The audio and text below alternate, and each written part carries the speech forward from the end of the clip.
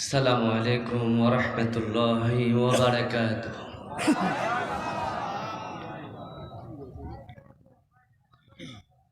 نحمده ونستعينه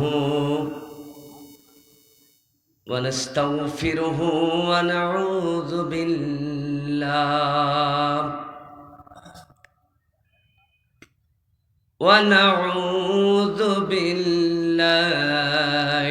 من شرور أنفسنا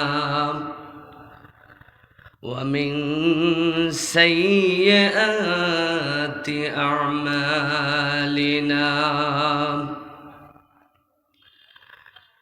من يهده الله فلا مضل له ومن يضلل فلا هادي له. ونشهد أن لا إله إلا الله وحده لا شريك له. ونشهد أن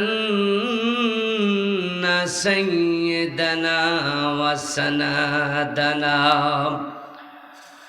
ونبينا ومولانا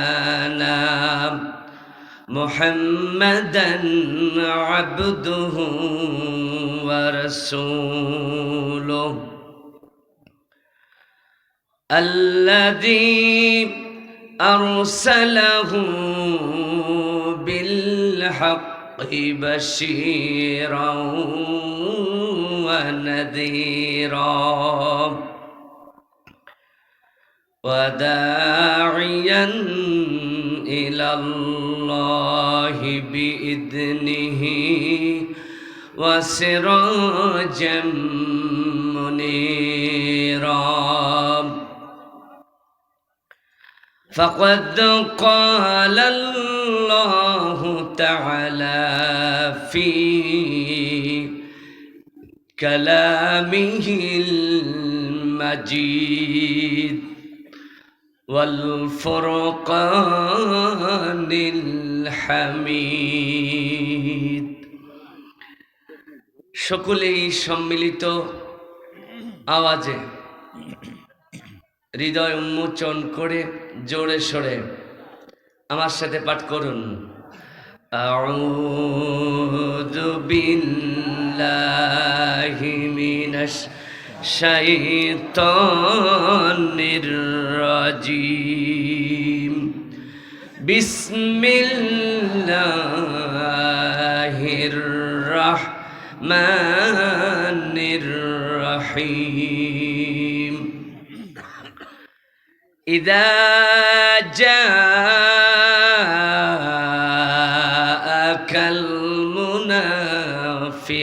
المنافقون قالوا نشهد إنك لرسول الله والله يعلم إنك لرسوله والله يشهد إن المنافقين لكاذبون. صدقت يا رب العالمين. وقال تعالى في شان حبيبه مخبرا وآمرا إن الله وملائكته يصلون على النبي يا أيها الذين آمنوا صلوا عليه وسلموا تسليما اللهم صل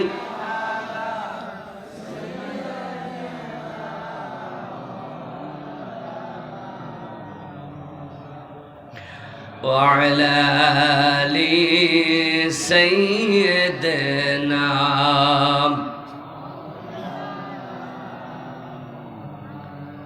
খালিদ বিন ওয়ালিদ খাব্বাব খুবাইবের মতো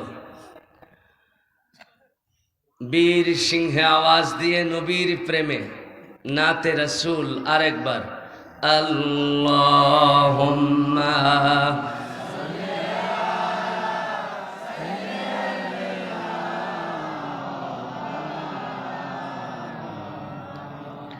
وعلى آل سيدنا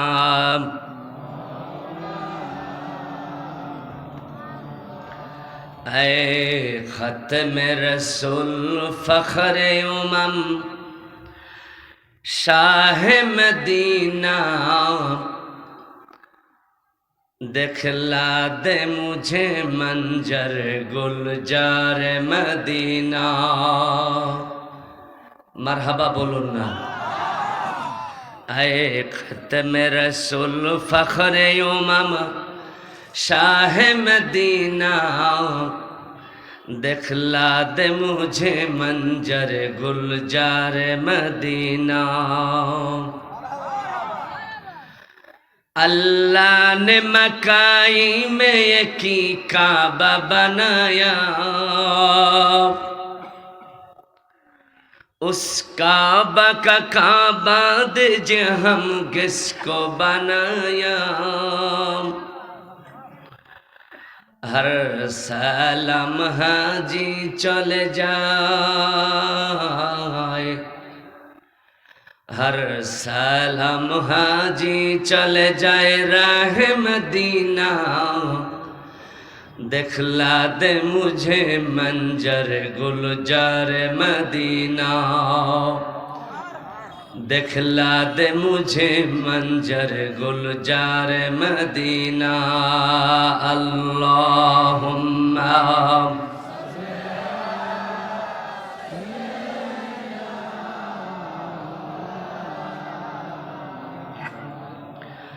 وعلى آل سيدنا কোরআনের পাখির কণ্ঠে শানে রাসূলে পড়ুন বালাগাল উলা বিকামালিহি কাশাফাত দুজা বিজামালিহি حسنت جميع خصاله صلوا আরো জোরে বলুন বালাগাল উলা বিকামালিহি কাশাফাত দুজা বিজামালিহি حسنت جميع خصاله सल्लु अलैहि दुर्भिशानी ने तेरी कतरों का दरिया कर दिया दिल का रोशन कर दिया आँखों का कभी न कर दिया बलागल उला बिकमालिही कशफत दुजा बिजमालिही हसनत जमीउ खिसालिही सल्लु अलैहि तौहीदेर कलिमा ला इलाहा সকলেই জবান খুলে লা ইলাহা ইল্লাল্লাহ লা ইলাহা ইকো একটু কন্টিনিউ করে হালকা করে কন্টিনিউ করে একটু হালকা করে কন্টিনিউ করো লা ইলাহা লা ইলাহা ইল্লাল্লাহ লা ইলাহা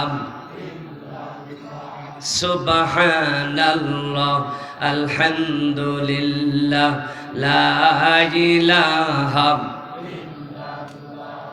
সুবহানাল্লাহ আলহামদুলিল্লাহ লা ইলাহা লা ইলাহা ইল্লাল্লাহ মুহাম্মাদুর রাসূলুল্লাহ। সকল নবী প্রেমিক জবান খুলে বলুন সাল্লাল্লাহু আলাইহি ওয়াসাল্লাম। ঐতিহ্যবাহী সুজলা সুফলা শস্য শ্যামলায় ঘেরা পৃথিবীর মানচিত্রে অন্যতম আলোকিত রাষ্ট্র, আপনার আমার প্রিয় মাতৃভূমি, আমাদের জন্মভূমি, স্বাধীন সার্বভৌম বাংলাদেশের আলোচিত জেলা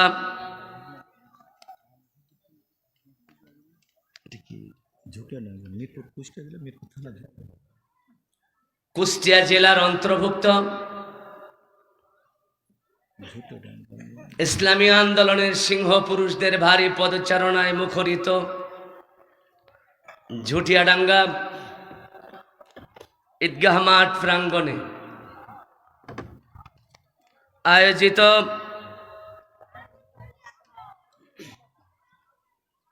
অত্র এলাকাবাসী কোরআনের সিংহ শার্দুলদের উদ্যোগে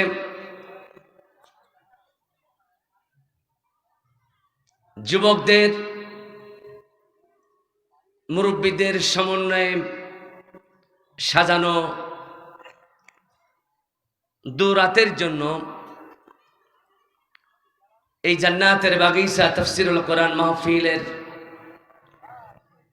প্রথম রজনীর মান্যবর সভাপতি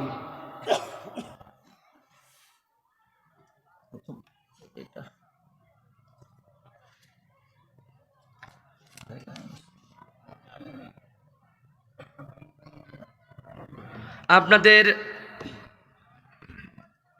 সুপরিচিত মুখ,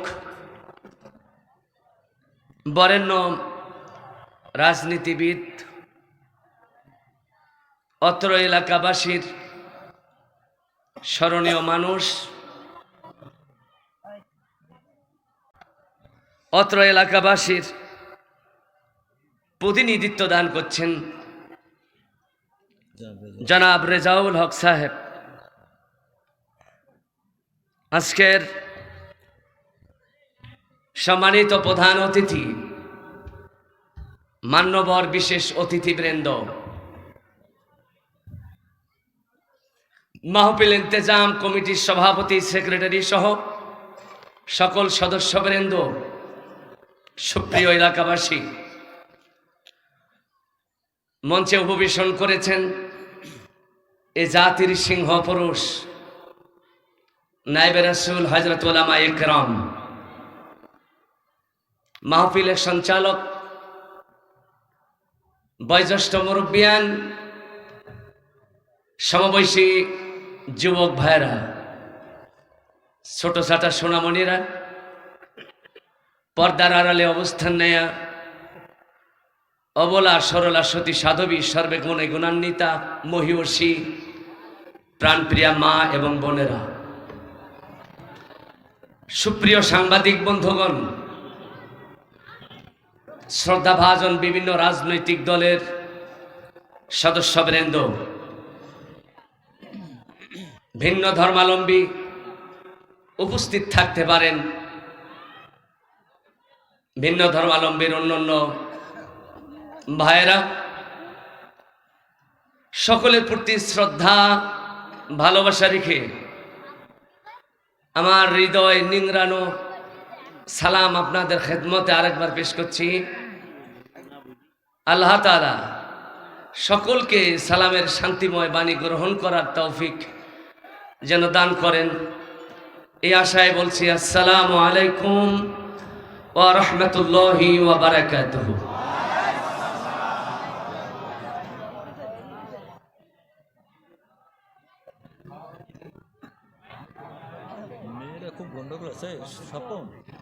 প্রশংসা আদায় করছি বিশ্ব নিয়ন্তার দরবারে, যার কুদরতি ইশারা দিয়ে পরিচালিত হচ্ছে সাত আকাশ এ সাত জমিন, যার ইশারায় চলছে পাহাড় পর্বত, চন্দ্র সূর্য গ্রহ নক্ষত্রপুঞ্জ, যিনি মানুষকে খলিফা হিসেবে পৃথিবীতে প্রেরণ করেছেন, সে সাথে মানুষকে ভালো এবং মন্দ অনুধাবন করবার ক্ষমতা যিনি দিয়েছেন, একটু জোরে সোরে আওয়াজ দিয়ে বলা যাবে তিনি কে? আরো জোরে বলুন তিনি কে? সে আল্লাহর শুকর আদায় করছি আমাদের বেঁচে থাকার পথে যার করুণা আমাদের জন্য অবারিত এবং অবধারিত, ঠিক কিনা বলুন? শরীরের সমস্ত শক্তি উজাড় করে আল্লাহর ভালোবাসায় সিক্ত হইবার নিমিত্তে জোরে সোরে আওয়াজ দিয়ে তার শুকর আদায় করছি, চিৎকার দিয়ে বলছি আলহামদুলিল্লাহ। লাখো কোটি দরুদ ও সালাম প্রেরণ করছি বিশ্ব মানবতার মুক্তিকামী নেতা, যার আনিত আদর্শ সকল অসভ্যতার কবর রচিত করে জেহালতের গহ্বরে ডুবে থাকা মানুষগুলোকে সভ্যতা শিক্ষা দিয়েছে, ঠিক কিনা বলেন ভাইরা? সেই প্রিয় নেতা প্রিয় রাসূলের শানে সংক্ষেপে দরুদ পড়ছি, সকলে বলছি সাল্লাল্লাহু আলাইহি ওয়াসাল্লাম। আমি এই মাহফিলের সুশৃঙ্খল পরিবেশ বজায় রাখবার জন্য জানি মাহফিলের অনেক স্বেচ্ছাসেবক ভাইরা আছেন, মহিলা প্যান্ডেলের স্বেচ্ছাসেবিকাও আছেন, এগুলোর কোনোটার দরকার নাই যদি আমি খাঁটি কোরআন প্রেমিক হিসাবে এখানে আগমন করি, কোরআনের মর্যাদা অনুধাবন করে থাকি, তাহলে এই মাহফিলের পরিবেশ আমাকে দিয়ে কোনো ক্রমেই নষ্ট হইবার মতো নয়। কথা বলেন ঠিক কিনা? সেটা পুরুষই হোক আর মহিলাই হোক। আমি মা বোনদের দৃষ্টি আকর্ষণ করছি, যদি আপনার বাবা ভালো হয়ে থাকে, আপনার মা যদি ভালো হয়ে থাকে, আপনি ভালো মানুষ, এটা পরিচয় এখানে দেবেন, ঠিক কিনা বলেন? আমি মহিলা প্যান্ডেলে কোনো স্বেচ্ছাসেবক পাঠাবো না, যার বাবা মা ভালো সে সন্তান হিসেবে এখানে ভালো কিছুর পরিচয় দিবে, আমরা এখানে এটাই আশা করি, ঠিক কিনা বলেন? এরপরও যদি তসলিমা নাসরিনের উত্তরসূরি, এই ধরনের বদমাইশদের কোনো উত্তরসূরি যদি এখানে আগমন করে মাহফিলের পরিবেশ নষ্ট করার ঘৃণ্য পায় তারা চালায়, হাজারো কোরআনের প্রেমিকরা তার জন্য বদদোয়া ছাড়া দোয়া করার ভাষা খুঁজে পাবে না, ঠিক কিনা বলেন? মা বোনদেরকে এক্ষুনি সতর্ক হইবার জন্য আমি অনুরোধ করছি। আপনার অনুধাবন করা দরকার, অনুভূতি থাকা দরকার। একটি মহিলার কণ্ঠ যত দূর পর্যন্ত যাবে, কল্যাণের জন্যই হোক আর অকল্যাণের জন্যই হোক, এই শব্দ উচ্চবাচ্য করার কারণে কবরে তাহাকে জবাবদিহি হতে হবে, উপযুক্ত জবাব দিতে পারবে না, এজন্য শাস্তির মুখোমুখি হতে হবে। কথা কোন ঠিক কিনা? ওনারা মনে করছে আমাদের দেশের প্রধানমন্ত্রী মহিলা, ফতোয়াবাজি করিয়েন না হুজুর,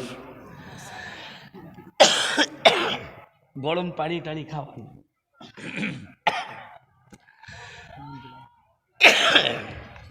আমি আপনাদের অনুরোধ করব,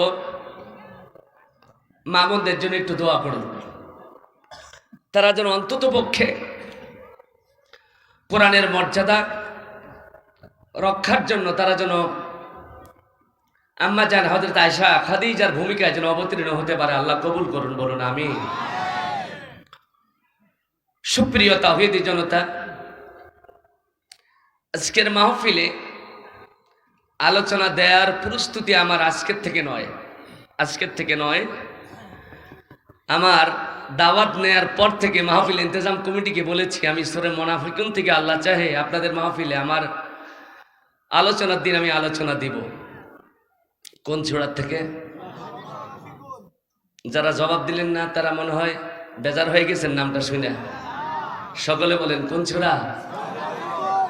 কোরআনে যে সূরা থেকেই আলোচনা হোক এটা বান্দার জন্য মঙ্গল না অমঙ্গল? মঙ্গল। খুব প্রস্তুতি ছিল, কিন্তু গত 2 দিন থেকে আমাদের উত্তরবঙ্গে প্রচণ্ড ঠান্ডার প্রকোপ পড়ে যাওয়ার কারণে আমি আক্রান্ত হয়ে যাই। ভাষাগুলো শব্দ শুনে বুঝতে পারতেছেন যে কণ্ঠটা বসে গিয়েছে। গতকাল সকাল থেকে খুব পরিচর্যা করছি, আল্লাহ ঝুটিয়াডাঙ্গাবাসী আসবে কোরআন শোনার জন্য। গত বছর সূরা কসাস থেকে আলোচনা শোনাইছিলাম আপনাদেরকে, তাই না? আল্লাহকে বললাম, আল্লাহ এবার সূরা মুনাফিকুন থেকে শোনাতে চাই, তবে তো আপনার পারমিশন ছাড়া তো সম্ভব নয়। আমি অসুস্থ ঠিক, কিন্তু আল্লাহ তো অসুস্থ না। কি কোন আল্লাহ অসুস্থ? উনি ইচ্ছে করলেই অসুস্থকে সুস্থ আর সুস্থকে অসুস্থ করতে পারে না? এই জন্য আপনাদের কাছে একটু দোয়া ভিক্ষা চাই। মালিককে বলুন আমি তেলাওয়াত করেছি কোরআন, আলোচনা করব আমি, আমার প্রস্তুতিও আছে। যদি এর মধ্যে আমার কণ্ঠ থেমে যায় এজন্য আল্লাহ দায়ী থাকবেন। কি করেন আপনারা? কেন আমরা তো সাহায্য চেয়েছি তার কাছে। আল্লাহ আমার কণ্ঠকে কোরআনের জন্য এমাইল করে বিশুদ্ধ পরিচ্ছন্ন ভাষায় আপনাদের সামনে এই আয়াতের আলোকে তাফসীর করার কথাগুলো বলবার তৌফিক দান করুন, বলুন আমিন। আরো জোরে বলুন আমিন। সুপ্রিয় বন্ধুগণ, আমাদের চাওয়া পাওয়ার সবগুলো কার কাছে হওয়া দরকার বলুন তো? আমাদের মধ্যে ভেজাল ঢুকে গিয়েছে, আমরা আল্লাহর কাছে না চাইয়া অন্যের কাছে চাই। কথা বলুন। দলের লোকেরা চায় দলের নেতার কাছে, আর এক শ্রেণীর মানুষ আছে তারা কয় আমরা তো দলেই করি না। এরকম আছে না নাই? বাংলাদেশে দল করি না এ কথা যারা বলে এরা মিথ্যা কথা বলে।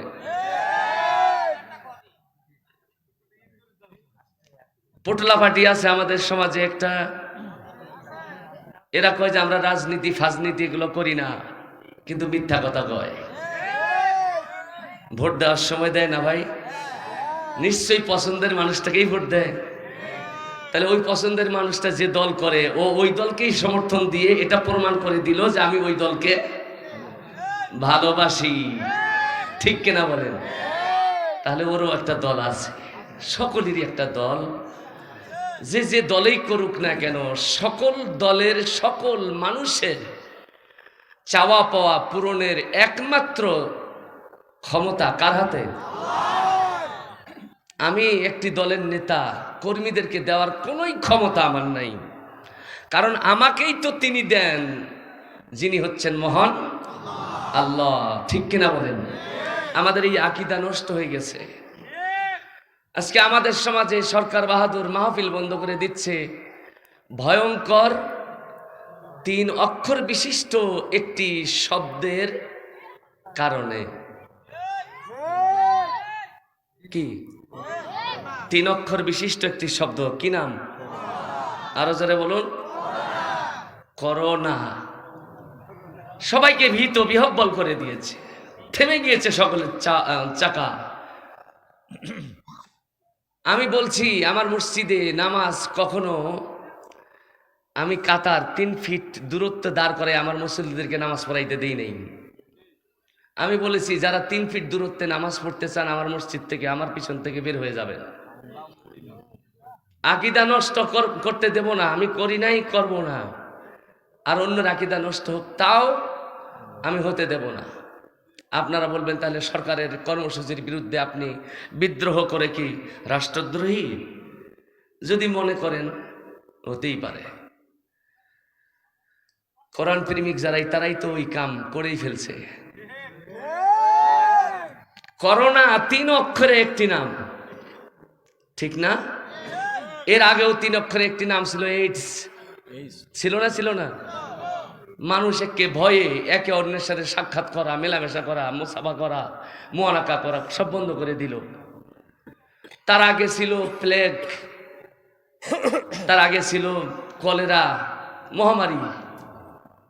এই পৃথিবীতে যত মহামারী আসুক না কেন, আর যত ভয়ঙ্কর রূপ ধারণ করুক না কেন, এরা ওদের নিজের ক্ষমতায় নয়, বরং আল্লাহর ইশারাই করে থাকে। সকলে বলেন ঠিক কিনা? করোনার করবার কোনো ক্ষমতা নাই। আল্লাহ যখন ইশারা করেন করোনা প্রধানমন্ত্রীকে ধর, প্রধানমন্ত্রীকে ধরবেই, কেউ ঠেকাইতে পারবে না। যদি তা না হতো, তা আমেরিকার প্রেসিডেন্ট ডোনাল্ড ট্রাম্পও তো আক্রান্ত হয়েছে। কথা কোন ঠিক কিনা? যেগুলো বাকি আছে ওরাই একটু সতর্কতা বেশি অবলম্বন করতে করতে সীমা পার করে যাচ্ছে। কি সীমা? মাদ্রাসা কোরআনের মাহফিল বন্ধ করে দাও, কোরআনের প্রতিষ্ঠান বন্ধ করে দাও। আমি এই জাতিকে সতর্ক করার উদ্দেশ্যে বলতে চাই, বি কেয়ারফুল। কোরআনের মাহফিল বন্ধ করিয়েন না, কোরআনের প্রতিষ্ঠান বন্ধ করিয়েন না। এগুলো চলমান আছে বলেই আমার আল্লাহর রহমত আপনাকে বেঁচে থাকার সুযোগটা দিয়েছে, ঠিক কিনা বলেন? যদি বন্ধ করেন, লাখে লাখে ঝাঁকে ঝাঁকে কত যে মরতে হবে হিসাব দেওয়া যাবে না। কথা বলেন ঠিক কিনা? করোনা করবার কোনো ক্ষমতা রাখে না। ক্ষমতা কার হাতে? আল্লাহর কাছে সাহায্য চাই। আল্লাহ, বাংলাদেশের সমস্ত ন্যায় পথের পথিক যারা, তাদেরকে করোনার মহাতাণ্ডব থেকে হেফাজত করো। সকলে বলুন আমিন। আরো জোরে বলুন আমিন। দোয়া করি আমাদের দেশকে, আমাদের জাতিকে আল্লাহ হেফাজত করুন। জোরে বলুন আমিন। নিষেধাজ্ঞা জারি করে কিছুই হবে না, আল্লাহর কাছে যাইতে হবে। আল্লাহ তাআলা এই জাতিকে সচেতন হয়ে আল্লাহমুখী হইবার তৌফিক দান করুন। সকলে বলুন আমিন। নবী করিম সাল্লাল্লাহু আলাইহি সাল্লামের একজন সাহাবী ছিলেন, নাম হলো যায়েদ ইবনুল হারেসা। উনি বলেছেন, নবী করিম সাল্লাল্লাহু আলাইহি সাল্লাম বলেছেন, তোমাদের কিছু যদি চাওয়ার থাকে আল্লাহর কাছে চাও, সেটা পূরণ করার সব ক্ষমতা ওনার আছে। সাহাবীরা নবীর মুখে শুনেছে, আমল করা শুরু করে দিয়েছে, আল্লাহর কাছে চায়, কিন্তু বাস্তবতা ভিন্ন জিনিস। যায়েদ ইবনুল হারেসা বলেন, আমি একদিন পাহাড়ের গুহায় বন্দী হয়েছিলাম। এক মুনাফিক আমার সামনে খঞ্জর নিয়ে দাঁড়িয়ে গিয়েছিল, আমাকে হত্যা করবে। আমি আল্লাহর কাছে সাহায্য চেয়ে বলছিলাম, আগিসনি ইয়া রহমান, ও রহমান, তুমি তো করুণাময়। এই পাহাড়ের গুহায় আমি যে এখানে আটকা পড়েছি, তুমি ছাড়া কেউ জানে না, না আমার পরিবার পরিজন আত্মীয় স্বজন কেউ জানে না, তুমি জানো। সুতরাং তোমার কাছে আমি সাহায্য চাই। আগিসনি ইয়া রহমান, হে করুণাময়, আমাকে সাহায্য করো। সুবহানাল্লাহ বলেন। হাদিস শরীফের মধ্যে এসেছে, যায়েদ ইবনুল হারেসা বলেন, যখনই আমি আগিসনি ইয়া রহমান বলে ডাক দিয়েছি, সঙ্গে সঙ্গে গুহার ভিতরে প্রকট একটি আওয়াজ, লা তাকতুলুহু ইয়া মুনাফিক, এই মুনাফিক, খবরদার তাকে হত্যা করবি না। সুবহানাল্লাহ।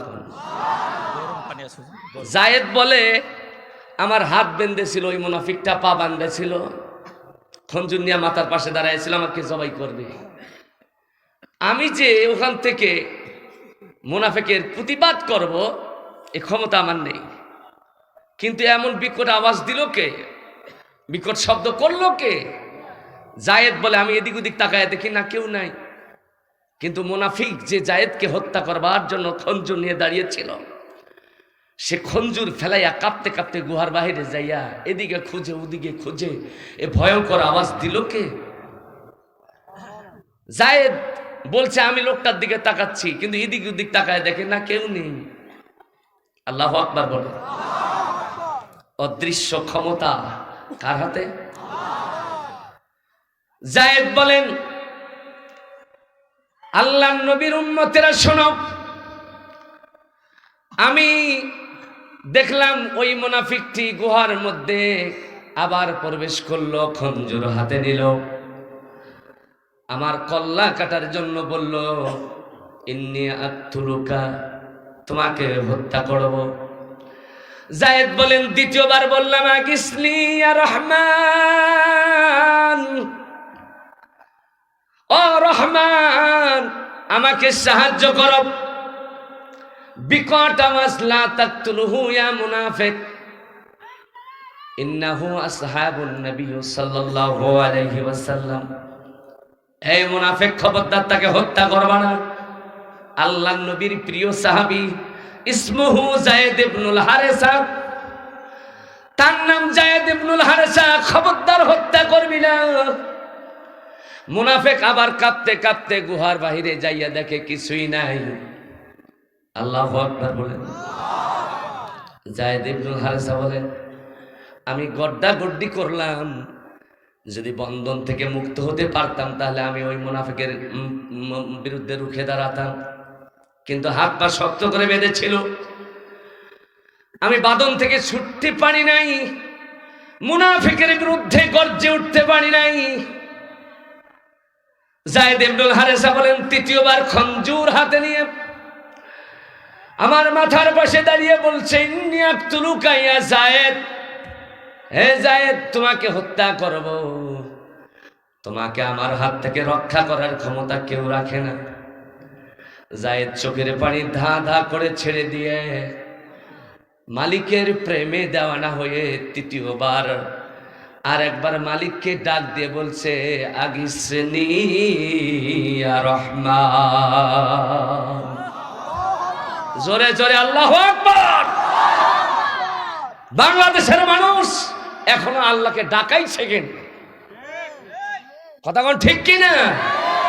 কেউ ডাকে দয়াল বাবাকে, কেউ ডাকে খাজা বাবাকে, কেউ ডাকে জাতির বাবাকে, কেউ ডাকে জাতির মাকে, ডাকতেই থাকেন। আমার আল্লাহ বড় বেজার হয়ে গেছে,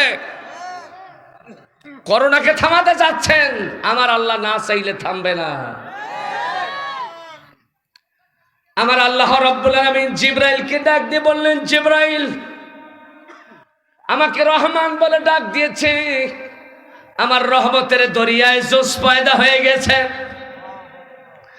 আর থাকতে পারি না, যা রহমানের সাহায্য আমার গোলামের জন্য অবধারিত করে দে। যায়েদ তৃতীয়বার হুঙ্কার দিলেন, লা তাকতুলুহু ইয়া ফুনান, হে সীমা লঙ্ঘনকারী, খবরদার তাকে হত্যা করো না। মুনাফিক খঞ্জুর ফেলায় দিয়া দৌড় দিয়া গুহার বাহিরে যাইয়া দেখে লাল রঙের একটি ঘোড়া ওই গুহার পাহাড়ের গুহার মুখে দাঁড়িয়ে। লাল রঙের ঘোড়া, এর পিঠের মধ্যে একজন যুবক, এই যুবকের মাথায় রয়েছে সবুজ রঙের পাগড়ি, হাতে রয়েছে তরবারি।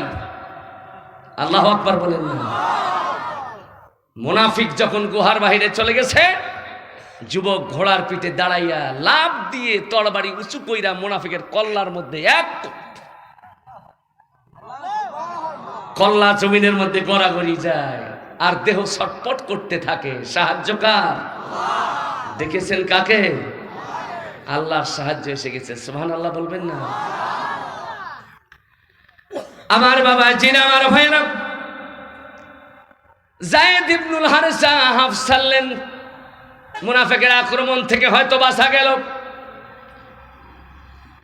কিন্তু যখন যুবক আবার তরবারি হাতে নিয়ে গুহার মধ্যে ঢুকছিল, এই যুবকের গুহায় প্রবেশের দৃশ্য দেখে নবীজির সাহাবী যায়েদ ইবনুল হারেসা ভীত বিহব্বল হয়ে গেছে, কাঁপতেছে, আমারও কল্লা কাইটা ফেলায় নাকি। এইবার ওই যুবক যায়েদ ইবনুল হারেসার পায়ের কাছে বৈশা তার পায়ের বন্ধন খুলে দিল, হাতের বন্ধন খুলে দিল। যায়েদ ইবনুল হারেসা আল্লাহ শুকর আদায় কইরা দাঁড়াইয়া ওই যুবকের দিকে হাত বাড়ায় বলছে, তুমি কে?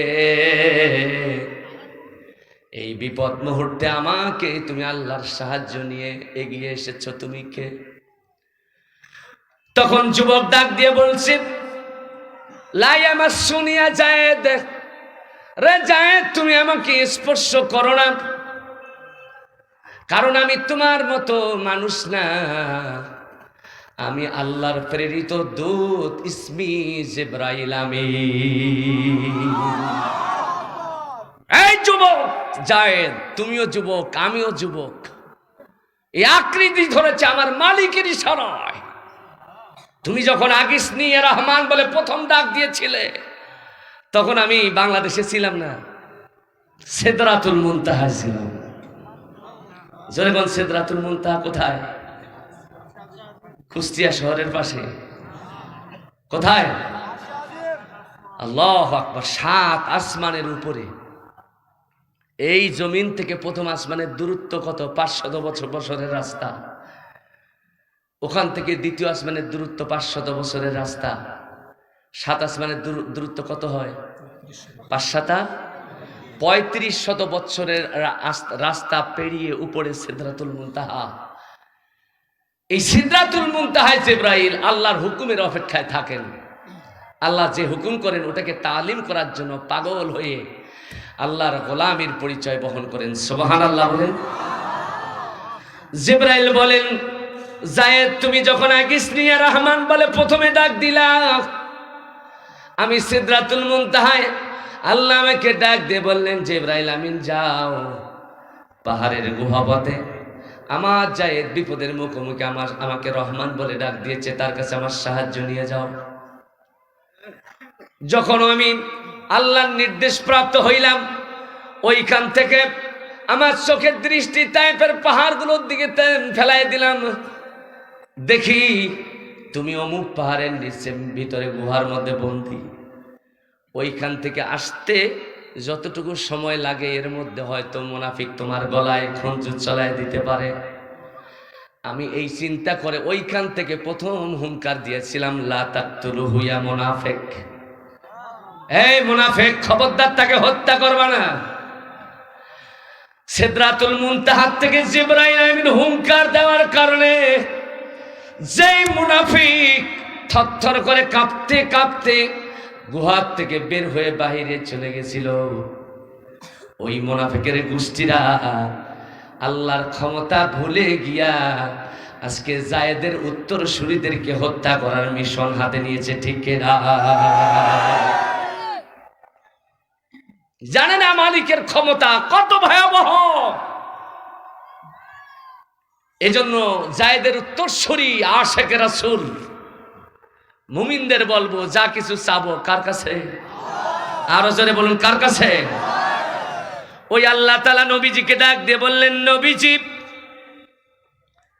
আমার গোলামদেরকে শোনাও, ইদা যা ইমানদার নয়, তারা হলো মৌখিকভাবে ইমানের দাবিদার। তারা বলছে, মৌখিকভাবে বলছে, নাশহাদু ইন্নাকা লারাসূলুল্লাহ, হে মুহাম্মদ, সকলে বলুন সাল্লাল্লাহু, আমরা সাক্ষ্য দিচ্ছি বেশক আপনি আল্লাহর রাসূল। আল্লাহ তাআলা বললেন, ওয়াল্লাহু ইয়ালামু ইন্নাকা লারাসূলুহু, ও নবী মুনাফিকদের সাক্ষ্য অনুযায়ী তুমি শুধু নবী না, তুমি রাসূল না, বরং আমি আল্লাহ ভালো করে জানি যে তুমি বেশক আমি আল্লাহর রাসূল। সুবহানাল্লাহ বলুন। আল্লাহ তাআলা বললেন, এই লোকগুলো যা বলেছে কথাটা সত্য, কিন্তু এরা মানে না, এজন্য ওরা মিথ্যাবাদী। ঠিক কিনা বলেন? আল্লাহ তাআলা বললেন, ওয়াল্লাহু ইয়াশহাদু ইন্নাল মুনাফিকিনা লাকাযিবুন। নবীজি, আমি আল্লাহ সাক্ষ্য দিচ্ছি মুনাফিকরা যা বলে তা মিথ্যা বলে। জোরে বলেন, মুনাফিকরা কি বলে? আরো জোরে কোন, মুনাফিকরা কি বলে? তাহলে যারা কথায় কথায় মিথ্যা বলে, এদের যত বদগুণই থাক না কেন, এর মধ্যে অন্যতম বদগুণ হলো যে তারা মুনাফিক। কথা কোন ঠিক কিনা? আয়াতের তেলাওয়াত শেষ, অনুবাদও শেষ। আমি যে সূরা থেকে আয়াতখানা নিয়ে এসেছি, সূরাটির নাম কি ভাই? সকলে বলুন, সূরাতুল মুনাফিকুন। এর প্রথম আয়াতে কারিমাটি আপনাদের সামনে তেলাওয়াত এবং অনুবাদ করে শোনালাম। আমার মালিক যদি আমাকে এর উপরে তাফসীরমূলক কিছু আলোচনা করার তৌফিক দান করেন, আমার চেষ্টার ত্রুটি থাকবে না, আমি চেষ্টা করতেছি, আল্লাহ পাক যেন সাহায্য করেন, বলুন আমিন। সূরাটি নাজিল হয়েছে মদিনা মুনাওয়ারায়। জোরে কোন, কোথায় নাজিল হয়েছে? কখন নাজিল হলো? ৬ষ্ঠ হিজরির শাবান মাসে। বনু মুস্তালিক গোত্রের সাথে যুদ্ধ শেষ করে আমার নবীজি মদিনার দিকে ফিরে আসছিলেন। আসার পথে অথবা মদিনায় ফিরে আসার পর এই সূরাতুল মুনাফিকুন আমার নবীর উপরে নাজিল হয়েছে। আল্লাহু আকবার বলেন। কোথায় নাজিল হয়েছে, কেন নাজিল হয়েছে এটা বলে দিলাম। কাদের জন্য নাজিল হয়েছে আমি এই কথাগুলো আপনাদের অনুমতি নিব, তারপরে বলবো। যদি আপনারা অনুমতি দেন তাহলে বলবো, আর যদি না দেন তাহলে বলবো না। কারণ বিষয়টি খুবই সেনসিটিভ, খুবই মারাত্মক বিষয়। এই বিষয়ের উপর কথা বলতে গেলে আমি ফখরুল ইসলাম হাদী হয়তো কোরআনের আলোচনার দৃষ্টিভঙ্গিতে আমিও মুনাফিকদের কাতারে সামিল হয়ে যেতে পারি। হয়তো আপনিও হতে পারেন, হয়তো চাচাও হতে পারে, সঞ্চালক ভাইও হতে পারে, কোন নেতাও হতে পারে, কোন নেত্রীও হতে পারে। এখানে আলোচনা করতে গেলে যদি আপনি খেপে যান, যদি মাহফিল বন্ধ করে দেন, যদি হুজুরকে পুলিশের হাতে উঠায় দেন, খুব ক্ষমতা আপনাদের, সবই পারবেন। কিন্তু মনে রাখতে হবে মৃত্যু নামের শব্দটাও আপনার পাশে, কিন্তু একেবারেই পাশে।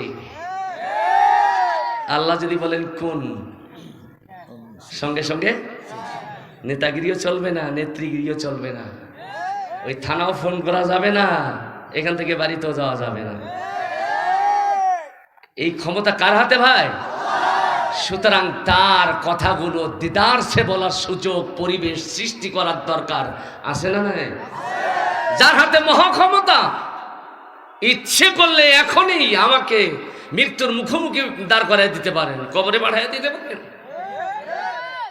কেউ ঠেকাইতে পারবে না।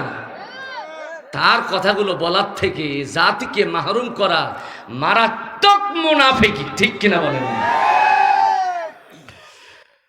আমার ভাইরা, আপনারা প্রশ্ন করতে পারেন অথবা নির্দেশনা দিতে পারেন, হুজুর গত বছর সূরা কসাসের উপর আলোচনা করেছিলেন, মুসা আর ফেরাউনের কাহিনী শোনাইছিলেন, ভালোই লাগছিল, তো এবার আবার মুনাফিকের বিষয়টা নিয়ে আসলেন কে?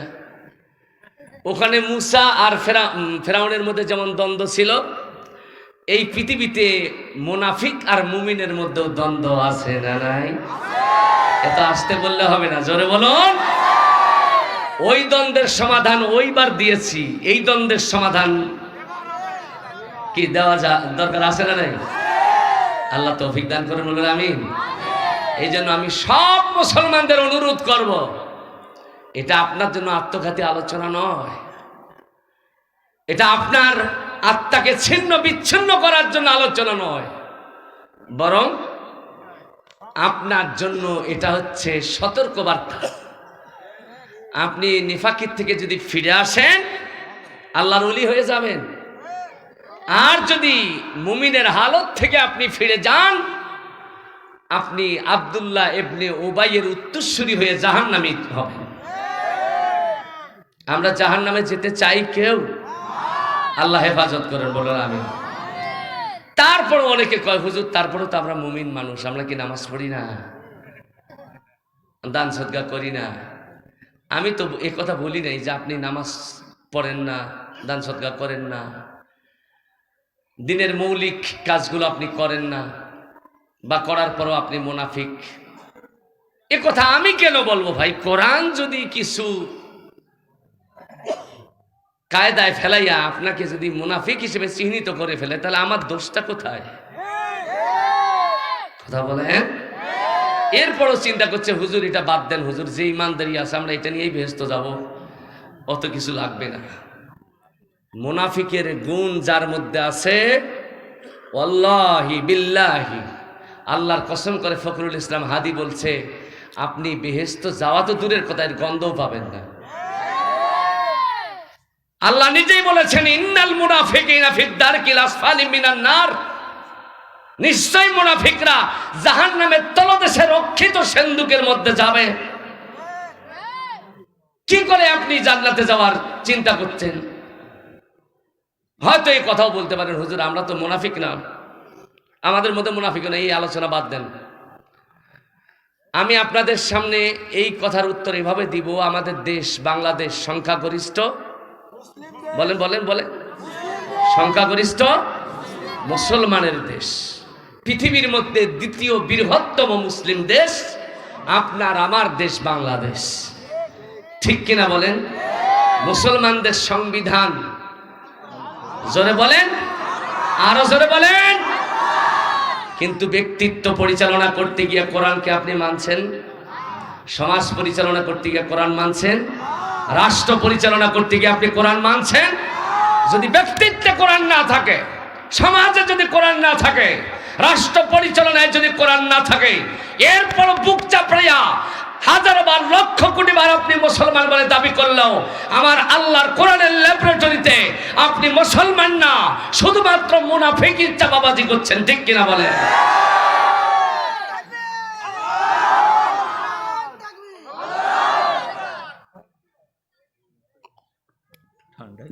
উঠে যাবেন না কেউ?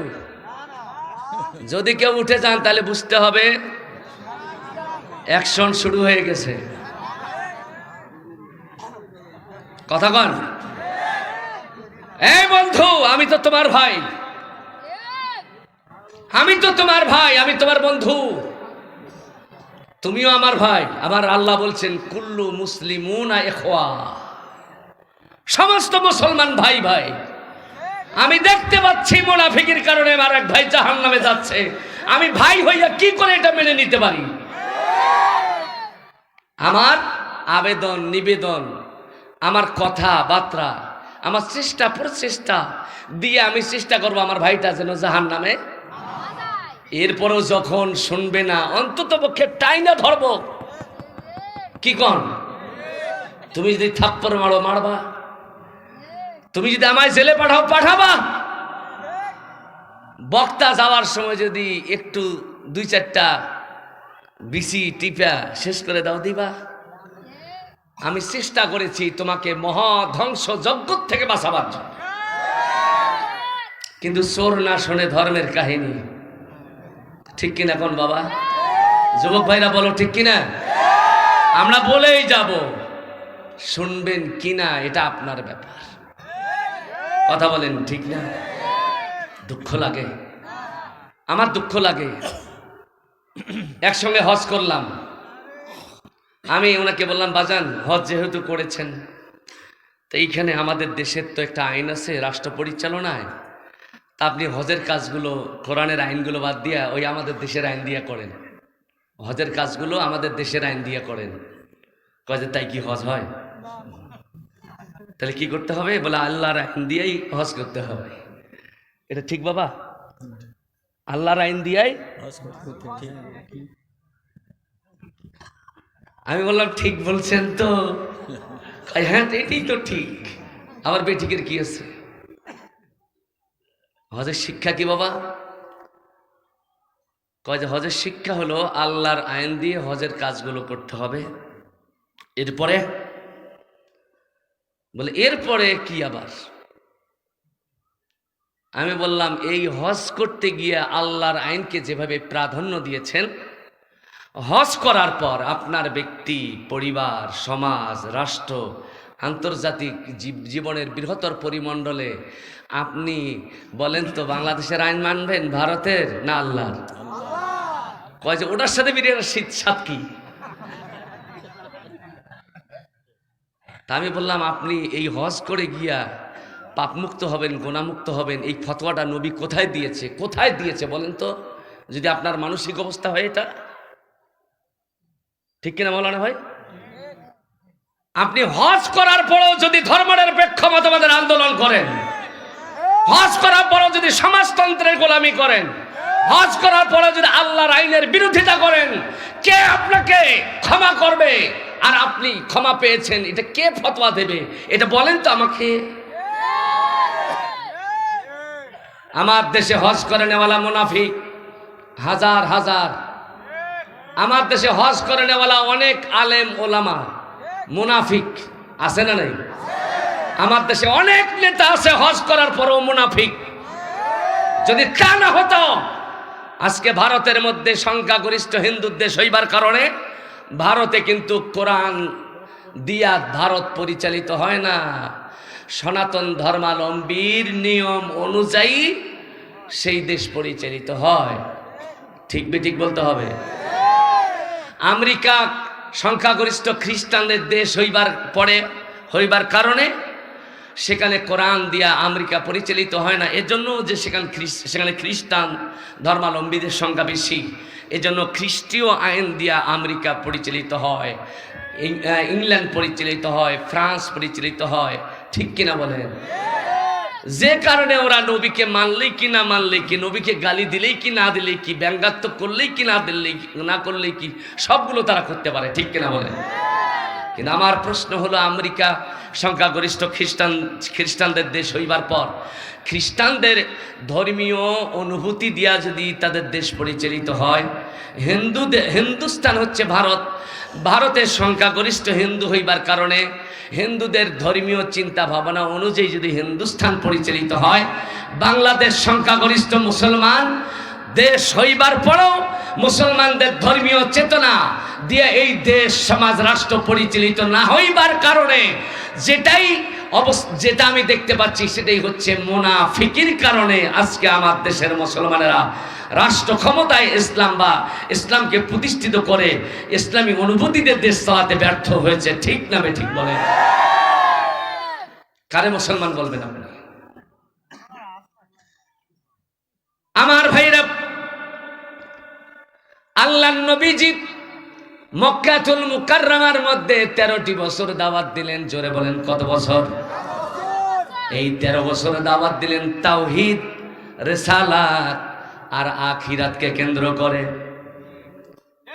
সমাজ গঠনের দাওয়াত আমার নবীজি দেয়নি, রাষ্ট্র গঠনের দাওয়াত দেয়নি। কথা বলেন? যে কারণে নবীজির দাওয়াতি মক্কাতুল মুকাররমার 13 বছরের জীবনের মধ্যে রাষ্ট্র বাধা দেয় নাই, সমাজ বাধা দেয় নাই, দিলেও আমার নবীকে থামাতে চেষ্টা করেছে, থামাতে পারে নাই। আমার নবীজির ব্যক্তিত্ব গঠন, পরকাল কেন্দ্রিক জীবন গঠনের কর্মসূচি ছিল বিধায় রাষ্ট্রপতি যারা ছিল তারা ততটা বিরোধিতা করে নাই।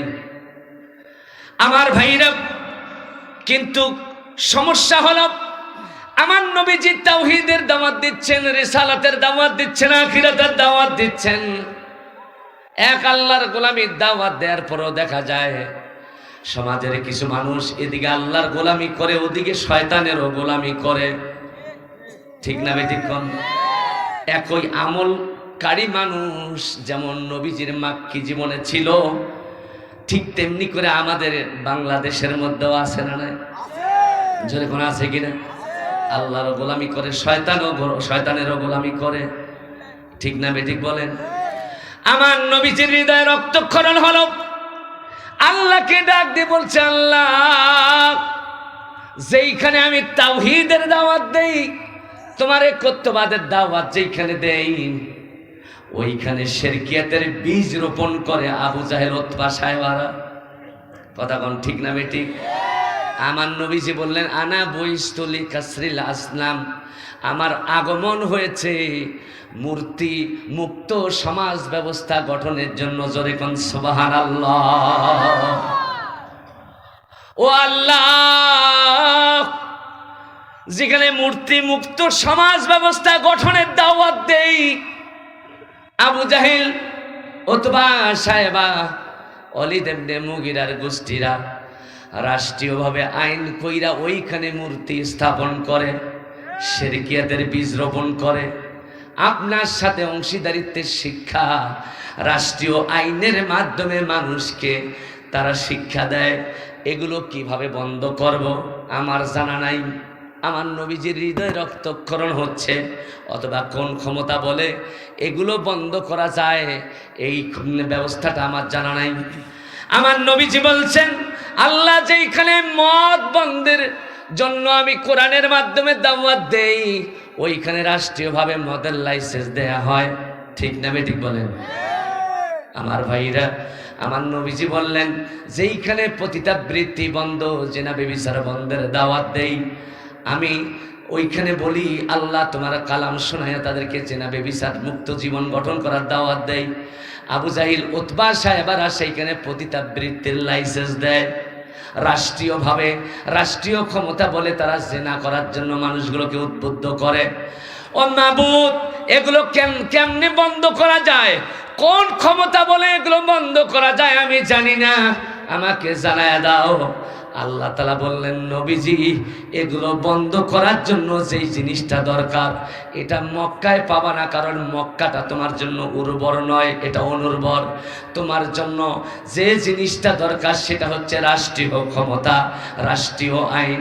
প্রেসিডেন্টগিরি লাগবে তোমাকে, রাষ্ট্রীয় আইন প্রণয়ন করতে হবে, প্রয়োগ করতে হবে। আর এর জন্য এই জায়গাটা উপযুক্ত নয়। তুমি এটা চাইছো, এগুলো বন্ধ করতে চাইছো, আমি তোমাকে দিব, তবে এখানে না, তোমার জন্য উর্বর জায়গা মদিনা মুনাওয়ারাকে আমি আল্লাহ তৈরি করছি। জোরে কন্যা সুবহানাল্লাহ। আমার বাবাজিরা, মক্কাতুল মুকাররমায় আমার নবীজির দাওয়াতের মিশন এই পর্যন্ত রেখে আপনাদেরকে একটু মদিনা মুনাওয়ারার দিকে নিয়ে যেতে চাই। মদিনা মুনাওয়ারায় আলাদা শাসন ব্যবস্থা প্রতিষ্ঠিত ছিল। সেইখানে 4টা নাম করা গোত্র ছিল। একটার নাম ছিল আউস, একটার নাম খাজরাজ, একটার নাম বনু নাজির, আর একটার নাম হচ্ছে বনু কোরাইজা। জোরে বলেন কয়টা? এই 4টা গোত্রের মধ্যে দ্বন্দ্ব ছিল মারাত্মক। মদিনা রাষ্ট্রের, মদিনার সমাজ ব্যবস্থা পরিচালনার দায়িত্ব যখন আউস গোত্রের ঘাড়ে যাইত, তখন খাজরাজ গোত্র দূর থেকে দাঁড়াইয়া আঙ্গুল চুকাতো, আঙ্গুল চুষত, আঙ্গুল কামড়াতো। খাজরাজ গোত্র, তোমরাই শুধু মদিনার সমাজ ব্যবস্থা পরিচালনা করবা, আর আমরা চাইয়া দেখবো না, এটা হয় না, তোমাদের বিদায় দিতে হবে। আমরা খাজরাজ গোত্র যারা আছি, আমরাই এবার মদিনার সমাজ ব্যবস্থা পরিচালনা করব। এই নিয়া মদিনার সমাজ ব্যবস্থা পরিচালনা নিয়া এই আউস আর খাজরাজ মধ্যে, 2টা গোত্রের মধ্যে দ্বন্দ্ব, সংঘাত, মারামারি, কাটাকাটি, খুন খারাপি, এগুলো সব সময় লেগে থাকতো। হত্যা হতো, চুরি হতো, ডাকাতি হতো। একদল ক্ষমতায় গেলে আর একদল তাদেরকে পতন করবার জন্য আন্দোলন দিত। বলেন তো, একই আগুন আমাদের দেশের মধ্যেও জ্বলছে না? জ্বলছে না? সমাজ পরিচালনার জন্য আউস খাজরাজ তারা একে অপরের মুখোমুখি দাঁড়িয়ে, আমাদের দেশেও এখন না হয় 10-12 বছর থেকে একদল ক্ষমতায় আছে, কিন্তু খাজরাজ রূপে আর এক দল, তারা কিন্তু মোসরাচ্ছে আর বলছে কি করে তাদেরকে পতন করিয়া ক্ষমতায় যাওয়া যায়। কথা কন। বনু নজির, বনু কোরাইজা, এই 2টা গোত্র মদিনায়, তারা আবার কয় আমরা ছোট বলে কি আমাদেরও ক্ষমতায় যাওয়ার স্বাদ নাই, জোটবদ্ধ হব, বনু নজির কয় আমরা খাজরাজের সাথে, বনু কুরাইজা কয় আমরা আউসের সাথে। এইবার জোটবদ্ধভাবে আন্দোলন শুরু হলো, দলাদলি মারামারি কাটাকাটি চলতেই থাকলো, খুন খারাপি চলতেই থাকলো। যখন অনেক রক্তপাত হতেই থাকলো আমার বাবাজিরা, তখন খাজরাজ আর আউস গোত্রের লোকেরা বড় বড় নেতারা তারা একখানা হলো। তাফসিরে তাফহিমুল কোরআন থেকে বলছি, তাফসিরে তাফহিমুল কোরআন থেকে বলছি। এইবার বড় বড় নেতারা খাজরাজ আর আউস গোত্রের নেতারা একখানে হইয়া কয়, কান ধরো, আর খুন হতে দেব না, আর রক্তপাত হতে দেব না, আর চুরি হতে দেব না, ব্যাং ডাকাতি হতে দেওয়া যায় না, সমাজের মধ্যে বাটপারি ডাকাতি ছিনতাই রাহাজানি এগুলো করতে দেওয়া যায় না। এখন সমাজটাকে ভালো করতে চাই, জাতিকে কিছু দিতে চাই। সুবহানাল্লাহ। কোন উদ্যোগটা ভালো, ভালো না খারাপ? আমার বাবাজিরা, যুবক ভাইরা, আমার নবীজি তখনও মদিনা মুনাব্বরায় যাননি, মক্কাতুল মুকাররমায় শান্তি প্রতিষ্ঠার অপেক্ষায় শুধু প্রহর গুনছেন।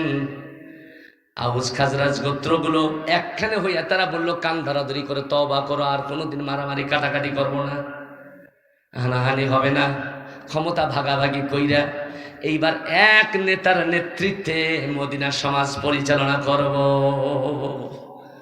সুবহানাল্লাহ। তারা বসেই পড়ল। বাবা, ইতিহাসের পাতার থেকে ইতিহাস মুছে ফেলা যায়, কিন্তু ইতিহাসের পাতায় কিন্তু ইতিহাস তার গতিধারাকে ব্যাগবান করতেই থাকে। কথা কম ঠিক কিনা? এইবার আউস খাজরাজ গোত্রদ্বয় এক সিদ্ধান্তে উপনীত হলো যে আমরা আর মারামারি কাটাকাটি, চুরি ডাকাতি ছিনতাই রাহাজানি এগুলো হতে দেব না। এক নেতার নেতৃত্বে ক্ষমতা আমরা বন্টন কইরা এই সমাজ পরিচালনা করব, সকলকে শান্তি দেব। আমাদের দেশে আওয়ামী লীগ চায় শান্তি দিতে, বিএনপিও চায় শান্তি দিতে, জাতীয় পার্টি চায় শান্তি দিতে, জামাত ইসলাম তো কায়েত। কি কন? কায়েত নাকি? একটু ঘরে ঘরে ঢুকে দেখেন। আমার ভাইরা, আমার বাবাজিরা, আমি কারো নাম নিয়ে কাউকে কটাক্ষ করে কোনো কথা বলতে চাই না, শুধু ইতিহাস তুলে ধরে বলতে চাই। মদিনার ইতিহাসটা ছিল এরকম, যেরকম আমাদের অবস্থান।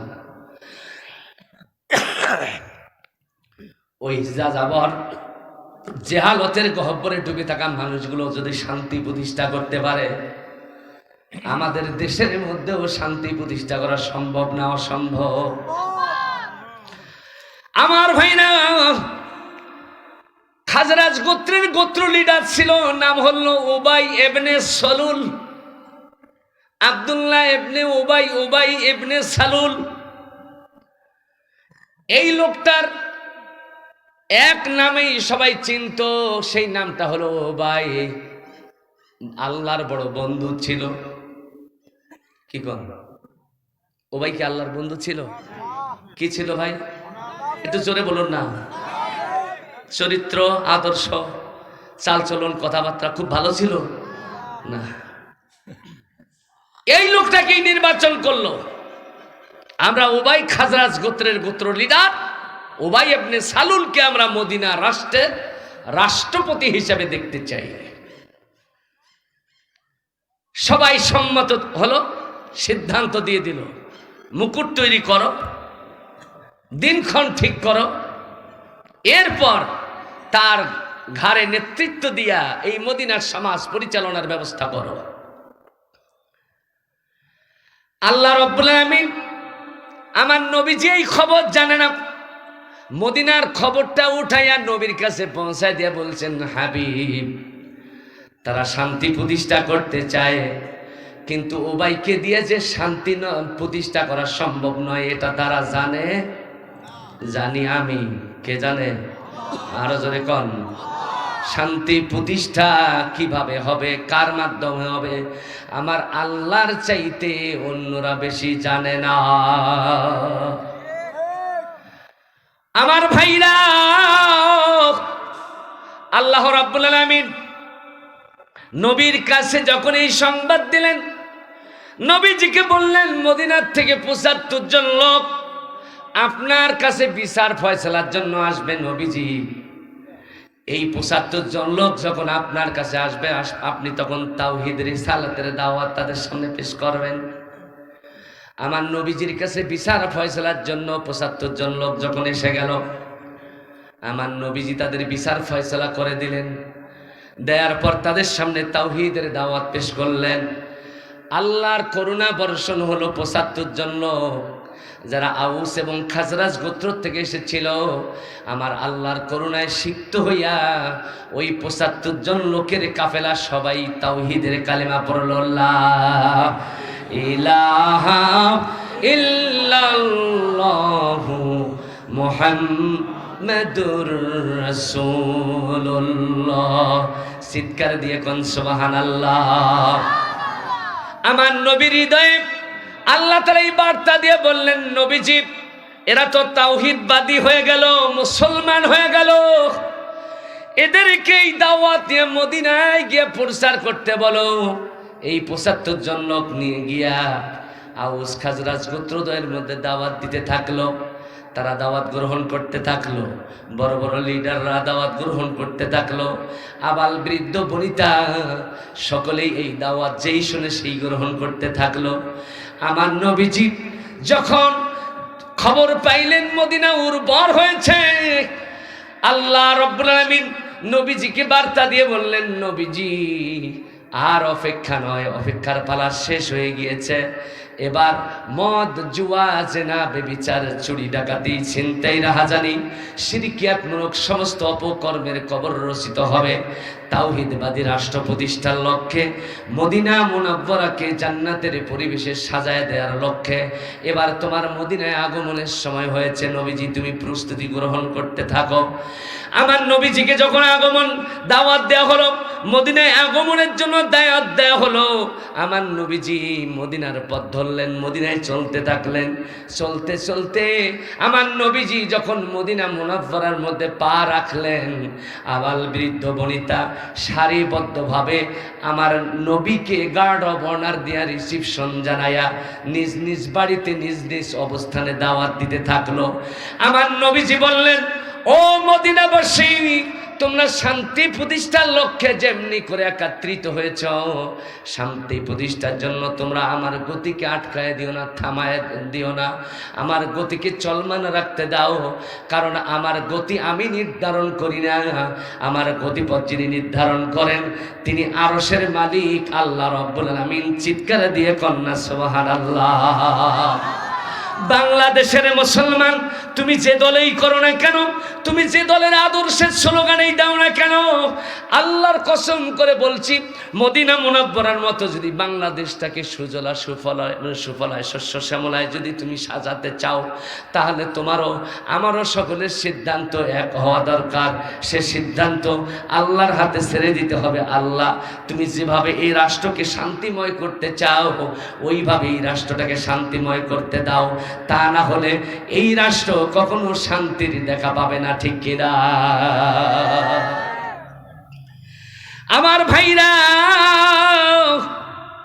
আমার বাবাজিরা, প্রেসিডেন্টের মুকুট তৈরি হয়ে গেছে, দিনক্ষণ ঠিক হয়ে গেছে, কিন্তু ইতিমধ্যে আমার নবীর আগমন যখন মদিনায় হয়ে গেল, আমার নবীজি মদিনা মুনাওয়ারায় যখন পৌঁছে গেল, আমার নবীজি মদিনা মুনাওয়ারায় পৌঁছার পর সকলে আমার নবীজির উটের লাগাম ধরেছিল, ছেড়ে দিল।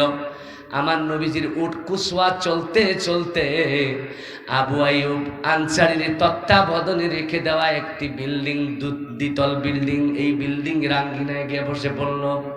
সুবহানাল্লাহ বলেন। ওই বিল্ডিংটি ভেঙে আমার নবীজি পরবর্তীতে একটা মসজিদ করেছিলেন। মসজিদটার নাম হলো মসজিদে কুবা। যেরকম কি মসজিদ? মসজিদে কুবা। আমার নবী বললেন, ও আমার উম্মতেরা, তোমরা যারা মদিনা মুনাওয়ারায় আগমন করবে, যদি মসজিদে কুবায় গিয়ে 2 রাকাত নামাজ তোমরা শনিবারের দিন আদায় করতে পারো, আমি নবী মুহাম্মদ বলে দিলাম, ইসলামের প্রথম এই নির্মিত, আমার হাতে নির্মিত মসজিদে কুবা 2 রাকাত নামাজ পড়লে 2 রাকাত নামাজের সবই আল্লাহ তোমাকে দিবেন। ব্যাপারটা এরকম নয়, আমার আল্লাহ একটা উমরা হজের সব তোমার আমলনামায় দিয়ে দিবেন। আরো জোরে কোন সুবহানাল্লাহ। মসজিদে কুবায় 2 রাকাত নামাজ পড়বেন, একটি উমরা হজের সব দেবেন কে? আমার নবীর আদর্শ স্থাপিত হয়েছে যেখানে, সেখানেই রহমতের ফোয়ারা বিচ্ছুরিত হয়েছে, শান্তিময় হয়েছে মানুষ, শান্তিময় হয়েছে সমাজ। ঠিক বেঠিক বলতে হবে আপনাদেরকে। আজকে আমার নবীকে কটাক্ষ করা হচ্ছে, আমার নবীর নামে বদনাম দেয়া হচ্ছে, আমার নবীর সম্মান হানি করা হচ্ছে। ফ্রান্স সরকার এমানুয়েল ম্যাক্রো একজন খ্রিস্টান ইসলাম বিদ্বেষী আমার নবীর ব্যঙ্গাত্মক কার্টুন ছবি প্রকাশ করে আমার নবীর সম্মানহানি করবার ঘোষণা দিয়ে যখন মুসলমান নবীর প্রেমিকদের ক্ষোভের অনল যখন দেখেছে, একজন খ্রিস্টান রোমান সম্রাট কি ফ্রান্সের সরকার প্রধান, তিনি ভুল স্বীকার করতে বাধ্য হয়েছেন, মুসলমানদের কাছে ক্ষমা চাইতে তিনি বাধ্য হয়েছেন। ইসলামের নবীর সম্মানে তিনি কটূক্তি করবার কারণে তিনি অনুতপ্ত হয়েছেন, তিনি দুঃখিত হয়েছেন। সুবহানাল্লাহ। দুঃখ লাগে আমার দেশের মুসলমান নামধারী মুসলমান বাবা মায়ের সন্তানরা সেই নবীকে কটাক্ষ করে, সেই নবীকে গালি দেয় না দেয় না। ঢাকার মধ্যে ব্লগাররা যখন খুব মিছিল মিটিং করলো, এক ব্লগার আমার নবীকে মহা উন্মাদ বলে গালি দিল। তারপরে আসিফ নামে এক ব্লগার, সে আমার নবীকে তো সন্ত্রাসী বলেই ফেললো। এরপর সিলেটের মধ্যে এক ব্লগার, সে আমার নবীকে মহা সন্ত্রাসী দুশ্চরিত্র বলে গালি দিল। শুধু বিচার হয় মৌলবীদের, কথা বলেন না কেন? দাড়িওয়ালা টুপিওয়ালা একটা দোষ করলে তার বিচার হয়, ঠিক কিনা বলেন? আমরা দোষ করি, আমাদের বিচার করেন, আপত্তি নেই। আমি বিচার করলে আমার দোষের বিচার হোক, এটা আপনিও চাবেন, আমিও চাবো, রাষ্ট্রও চাবে, ঠিক কিনা বলেন? আমার বাবার বিচার করেন, সভাপতির বিচার করেন, দোষ পাইলে বিচার করেন, আপত্তি নেই। কিন্তু যার সার্টিফিকেট দিয়েছেন আল্লাহ নিজেই, নিষ্কুলুষ নির্দোষ মহান চরিত্রের আধার, যাকে নিষ্পাপ সার্টিফিকেট দিয়েছেন আমার আল্লাহ নিজেই, তাকে যখন আমার দেশের জানোয়াররা, মানুষরূপী হায়নারা যখন গালি দেয়, তার সম্মানহানি করে, তার বিচার যখন হয় না, তখন মুহাম্মদের উত্তরসূরি যারা, তাদের হৃদয়ে রক্তক্ষরণ হয়, ঠিক কিনা বলেন? রক্তক্ষরণ হয়। আর এই রক্তক্ষরণ থামাতে গেলে যদি তারা কর্মসূচি দেয়, তখন সন্ত্রাসী কাজ হয়ে যায়। যে কোনো মূল্যেই থামাইতে থাকেন, থামান। মনে রাখবেন, আপনার এই ক্ষমতা আপনি কোন পথে ব্যয় করছেন তারও হিসাব দিতে হবে। সেটা ভালো পথে হয়ে থাকলে পুরস্কৃত হবেন, খারাপ পথে যদি আপনার ক্ষমতা প্রয়োগ করে থাকেন, এর জন্য আপনাকে আসামির কাঠগড়ায় দাঁড়াইতে হবে আল্লাহর আদালতে, ঠিক কিনা বলেন? আমার ভাইরা, আমার বাবাজিরা, আল্লাহর নবী যখন মদিনা মুনাব্বরায় সকল মানুষের দ্বারা ভালোবাসায় সিক্ত হলেন, এবার ওই যে প্রেসিডেন্টের মাথার মুকুটটা যে উবাইয়ের মাথায় পরিয়ে দিয়ে তাকে প্রেসিডেন্টের মর্যাদা দিয়ে মদিনার সমাজ পরিচালনার দায়িত্ব দেওয়ার কথা ছিল, এই মুকুটটা আউস খাজরাজ বনু নজির বনু কোরাইজা মদিনার সকল তাওহীদবাদী মুসলমানেরা সংখ্যাগরিষ্ঠতার ভিত্তিতে ওই মুকুটটা এনে নবী মুহাম্মদুর রাসূলুল্লাহর মাথায় পরিয়ে দিলেন। সুবহানাল্লাহ। আমার নবীবার মদিনা সমাজ ব্যবস্থার পরিচালক হয়ে গেলেন। ক্ষুদ্র একটি রাষ্ট্র হলো মদিনা, রাষ্ট্রের রাষ্ট্রপতি হলেন মুহাম্মদুর রাসূলুল্লাহ। কথা বলেন ঠিক কিনা? আপনাদের এলাকায় যারা বলে ধর্মে রাজনীতি নেই, মৌলবীরা খালি রাজনীতি করে, কয় না? কয় না? তোরে কে কইছে ধর্মে রাজনীতি নেই? কে তোরে কইছে? তুই ধর্মের কি জ্ঞান রাখিস? তুই তো তা ধিন যত আজে বাজে কথা, কাজ, লেখাপড়া কইরা জীবন নষ্ট কইরা ফেলাইছিস। আল্লাহর দেয়া নিয়ামত খাইয়া খাইয়া বড় হইছিস, এর শুকর আদায় করবি, তাও জানিস না ধর্মে রাজনীতি নেই। এই ফতোয়া দেওয়ার অধিকারটা তোমাকে কে দিয়েছে? ঠিক কিনা বলেন? ধর্মের রাজনীতি আছে না নাই? এই ফতোয়া দিবে উলামায়ে কেরাম যারা কোরআনের জ্ঞান হৃদয়ঙ্গন করেছেন, হৃদয়ে ধারণ করেছেন। এই সিদ্ধান্ত কে দিলেন? আল্লাহ রাব্বুল আলামিন বললেন, ফাসআলু আহলা যিকরি ইন কুনতুম লা তা'লামুন। তুমি যদি কিছুই না বোঝো জিজ্ঞাসা করো কাকে? না না না, ফাসআলু আহলা যিকরি, কোরআনের এক নাম হলো জিকির। এই আহলে জিকিরের পরিবার যারা, আলেম ওলামা যারা, তাদের কাছ থেকে জিজ্ঞাসা করে সিদ্ধান্ত নাও অথবা দাও। তুমি চেন্টু মিয়া, সল্টু মিয়া, ইসলামে কি আছে নাই এই ফতোয়া দেওয়ার ক্ষমতা তোমাকে কেউ দেয় নাই। কথা বলেন ঠিক কিনা? আজকে অজ্ঞ মূর্খ জাহেল এই আবু জেহেলের উত্তরসূরিরা, এরাই আজকে ইসলামের ফতোয়া দিচ্ছে। আর আলেম ওলামাদেরকে তারা গলার মধ্যে শিকল পরাইয়া আবদ্ধ করে রাখছে, কথা বলতে দেবে না। এই চাচা, এই বেটা, এই বাবা বসেন। আমার ভাইরা, আলেম ওলামাদের কথা বন্ধ কইরা, কোরআনের কথা বন্ধ কইরা, ওহির জ্ঞানের আলোচনা বন্ধ কইরা, ওহির জ্ঞানের সম্প্রসারণ বন্ধ কইরা আবু জেহেল চাইছিল, ফেরাউন চাইছিল স্থায়ীভাবে ক্ষমতার মসনদখানা পাকাপোক্ত করতে। কথা কন? হামানের পরামর্শে শিক্ষা ব্যবস্থা, ধর্মীয় শিক্ষা ব্যবস্থা বন্ধ করে দেয় নাই? শিক্ষা খাতে বরাদ্দ বন্ধ করে দেয় নাই? যেরকম দিয়েছে না দেয়নি? যারা শিক্ষা খাতে নিয়োজিত ছিল, শিক্ষা প্রসারে নিয়োজিত ছিল, তাদেরকে কর্মহীন কইরা ফিরি ফিরি বেতন দিয়েছিল ফেরাউন। কথা কন? আমার আল্লাহ বিপ্লব করাইছেন 1 কোটি মুসার উত্তরসূরি দিয়ে। কথা কন না কে? তাও কয় ঠিক। 1 কোটি মুসার উত্তরসূরি দিয়ে ফেরাউনের বিরুদ্ধে আল্লাহ বিপ্লব করাইছিলেন। কয়জন? একজন মুসাকে দিয়া। কথা কন ঠিক কিনা? শিক্ষা খাত বন্ধ, ধর্মীয় শিক্ষা বন্ধ, কোরআন ওহির জ্ঞানের আলোচনা, তারপরে ওহির জ্ঞান প্রসার বন্ধ। চলবে না, কিছু চলবে না, সব বন্ধ। আমার আল্লাহ পাঠাই দিলেন মুসা নামের ছোট্ট শিশুটা। এর ধাক্কাই ফেরাউনের গোষ্ঠীরা সামলাইতে পারে নাই। তোমরা কেমনে পারবা বলো তো আমায়? তোমরা কেমনে পারবা? আমার ভাইরা, আমার বাবা জিরা, আল্লাহর নবীর মাথায় যখন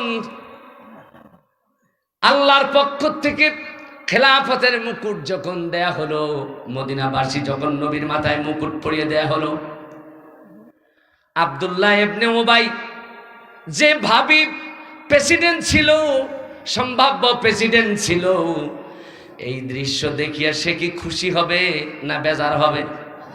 জোরে কোন? আমাদের সমাজের মধ্যে চেয়ারম্যান, মেম্বার, এমপি, দিন থেকে আমার নবী এবং নবীর আশিকদের গতিপথ, তাদের আমল, এগুলো পর্যবেক্ষণ করতে করতে দেখলো নবীর আশিকেরা মাথায় টুপি দেয়, তারা দাড়ি রাখে, তারা নবীরই পিছনে গিয়া জামাতবদ্ধ হয়ে নামাজ পড়ে, মসজিদের মধ্যে তারা জামাতবদ্ধ হয়ে নামাজ পড়ে, সম্মিলিতভাবে ওহির জ্ঞানের প্রসার আর প্রসার করার মধ্য দিয়ে সমাজ ব্যবস্থার থেকে অপসংস্কৃতিগুলো নির্মূল করে, অন্যায় অপকর্মগুলো দূরীকরণ করার কাজে নিয়োজিত তারা। উবাই ইবনে সালুল বলল, তাহলে দেরি করিস না, যদি মদিনার প্রেসিডেন্ট গিরি যদি ফিরে পেতে চাও, তাহলে ওদের মতো কইরা মাথায় টুপি দাও, দাড়ি লম্বা রাখো, ওদের মতো কইরা নামাজের কাতারে গিয়া দাঁড়াও। বুঝতেছেন আপনারা? আর দেরি নয়, এবার ওদের সাথে উঠা বসা করো, তাহলে মদিনার লোকেরাও তোমাদেরকে তারা তাদের ভাই মনে কইরা ক্ষমতা দিতেও পারে। আপনারা বলেন তো, বর্তমান বিশ্বের মুসলমানদের মধ্যে ওই মদিনার মুনাফিকদের এই আমলটা পরিলক্ষিত হচ্ছে না? হচ্ছে না? কথা বলেন। নির্বাচনের সময় আসলে মাথায় টুপি দেয়, যখন আসল উদ্দেশ্য হাসিল হয়ে যায় টুপি। কথা বলেন। হাদিস শরীফের মধ্যে এসেছে আমার নবীজি মদিনার মসজিদে জুমার খুতবা দিচ্ছিলেন। হঠাৎ করে উবাই দাঁড়াইয়া নবীর পাশে ডান পাশে দাঁড়াইয়া বলছে, মদিনার মুসলমানেরা, এখন আল্লাহর নবী আপনাদের মধ্যে উপস্থিত। আল্লাহর নবী যা বলে তাই শোনো, আল্লাহর নবীর আনুগত্য করো। কত চমৎকার কথা। আপনারা বলেন তো এই রকম উবাই এর উত্তরসূরি বিশ্বে আছে না নাই? মৌলভী সাহেব, ইমাম সাহেব আমাকে একটু ফ্লোর দেন, দুইটা কথা বলতে চাই। বলেন বলেন। নেতা মানুষ, আপনারা জানেন মানবতার মুক্তির জন্য, মানবতার নাজাতের জন্য আল্লাহর কালাম কোরআনে মাজিদ আর রাসূলের জীবন দর্শন ছাড়া আপনার আমার উপায় নেই। অথচ করে শয়তানি মতবাদের আন্দোলন। ঠিকঠাক কয় না মুসলমান? আরে বাবা, তুই যদি এতটাই বুঝিস তাহলে তুই কেন আগে শয়তানি মতবাদ প্রতিষ্ঠার আন্দোলন ছাড়লি না? তুই যদি ওটা না চাইরা ধর্মের পক্ষে বক্তব্য দেস, তাহলে আমরা কি এটা মনে করব না যে তুই ধর্মান্ধ, ধর্ম সম্বন্ধে অন্ধ? কারণ যারা ধর্মের অন্ধ হয় তারা হয় আবু জাহেল, তারা হয় উতবা সাহেবা অথবা উবাই। ঠিক কিনা বলুন? আর যারা ধর্মের আলোয় আলোকিত হয় তারা হয় আবু বকর, ওমর, ওসমান। যারা নবীর জন্য জীবন দিতে দ্বিধা করে না, কোরআনের জন্য জীবন দিতে দ্বিধা করে না। কথা বলেন ঠিক কিনা? আল্লাহ রাব্বুল আলামিন কোরআনে মাজিদের আয়াত নাজিল করলেন, নবীজিকে বললেন, ওয়া মিনান নাসি মাইয়াকুলু আমান্না বিল্লাহ। ও নবী, মানুষের মধ্যে কিছু মানুষ আছে যারা বলে ঈমান এনেছে আল্লাহর উপর। আমি কি ঈমানদার নই? না ইসলামী দল না করলাম তাতে আমি কি ঈমানদার নই? ওয়া বিল ইয়াউমিল আখির, আর তারা পরকালের উপরে ঈমান আনার ঘোষণা দেয়। আল্লাহ তাআলা ডাক দিয়ে বললেন, নবীজি এদের কথা শুইনা তুমি এদেরকে ঈমানদার বইলা কাছে ডেকো না, ডেকো না, ডেকো না। কারণ আমি আল্লাহ সার্টিফাই করছি, ঘোষণা দিচ্ছি, ওয়া মা হুম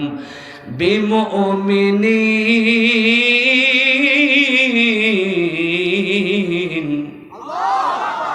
এরা মুমিন না, ঈমানদার না। ঠিক কিনা বলেন? বাবা, তুমি নামাজ পড়লেই মুমিন হবা এই সার্টিফিকেট তো আল্লাহ দেয় নাই। তুমি হজ করলেই মুমিন হবা এই সার্টিফিকেট তো আল্লাহ দেয় নাই। আমার নবীজির হৃদয়ে রক্তক্ষরণ হচ্ছে। আল্লাহ, এই লোকগুলো তো আমার পিছনে এসে নামাজ পড়ে আমার নবুয়তের সাক্ষ্য দিয়েছে, এদেরকে মুমিন না বলে কি বলবো? এদেরকে তো মুমিনই বলতে হয়। আমার আল্লাহ তাআলা বললেন, ও নবীজি, তাদের এই চাটুকারিতা দেখে তুমি হতবাক হয়েও না, কারণ এদের মনের মধ্যে একটা ঘৃণ্য উদ্দেশ্য আছে।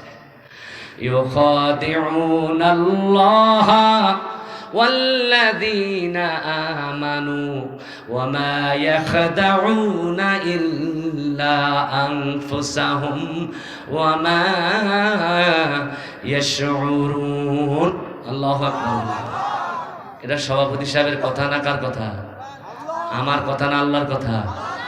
মাহফিল সঞ্চালক ভাইয়ের কথা না আল্লাহর কথা? এত আসতে বললে হবে না, জোরে কোন কার কথা? আল্লাহ তাআলা বললেন, ইউখাদিউনাল্লাহ, ও নবী, এরা নামাজ পড়ার নামে ধোঁকাবাজি করে তোমাদের সাথে।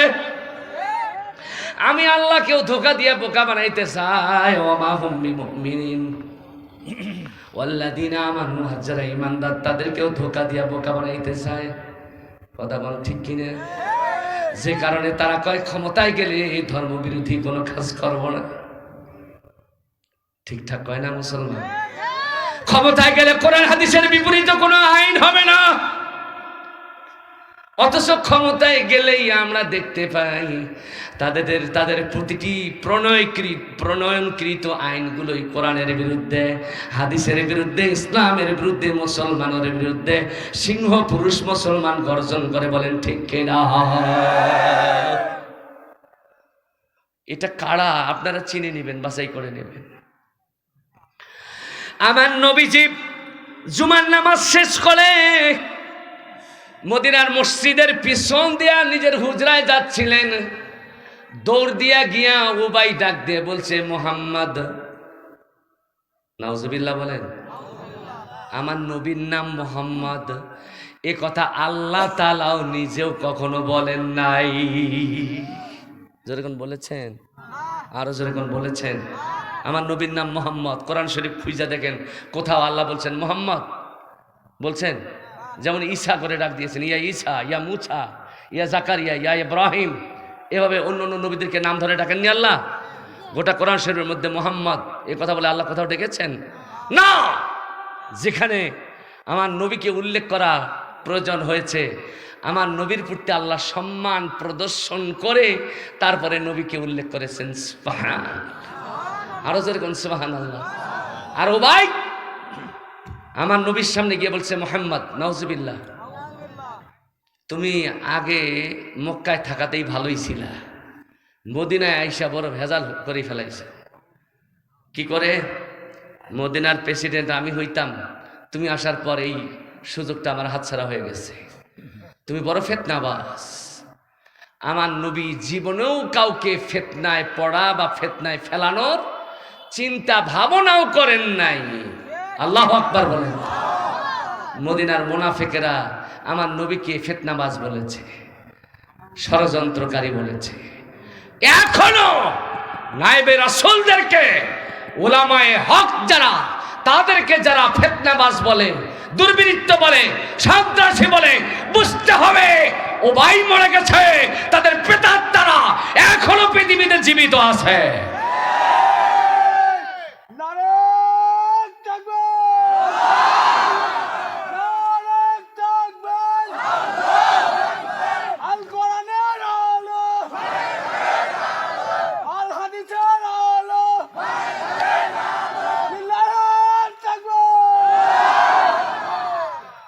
বর্তমান বিশ্বের সব থেকে নাম করা মুনাফিক সৌদি রাজা, সৌদি বাদশাহ, ঠিক কিনা বলেন?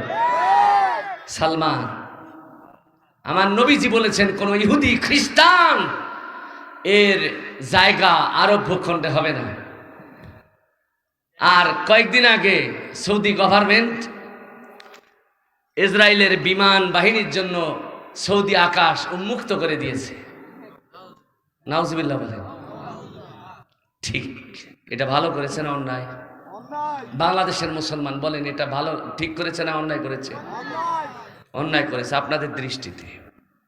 সৌদি সরকার ইহুদিদের বিমান সৌদি আকাশ সীমার মধ্যে উন্মুক্তভাবে ঘোরাফেরা করবে, এজন্য আকাশ খুলে দিয়েছে। এটা যেমন আপনাদের দৃষ্টিতে অন্যায় হয়েছে, ঠিক আপনার বাড়ির মধ্যেও চিন্তা করতে হবে আপনি ঠাই কাকে দিয়েছেন, আপনার ঘরে জায়গা কাকে দিয়েছেন, কাদের ঘরে আপনি ভর করেছেন, আপনাকেও চিন্তা করতে হবে। তারপরে আপনি মুমিন না মুসলমান না মুনাফিক, এটা চিন্তা ভাবনা করে বলতে হবে।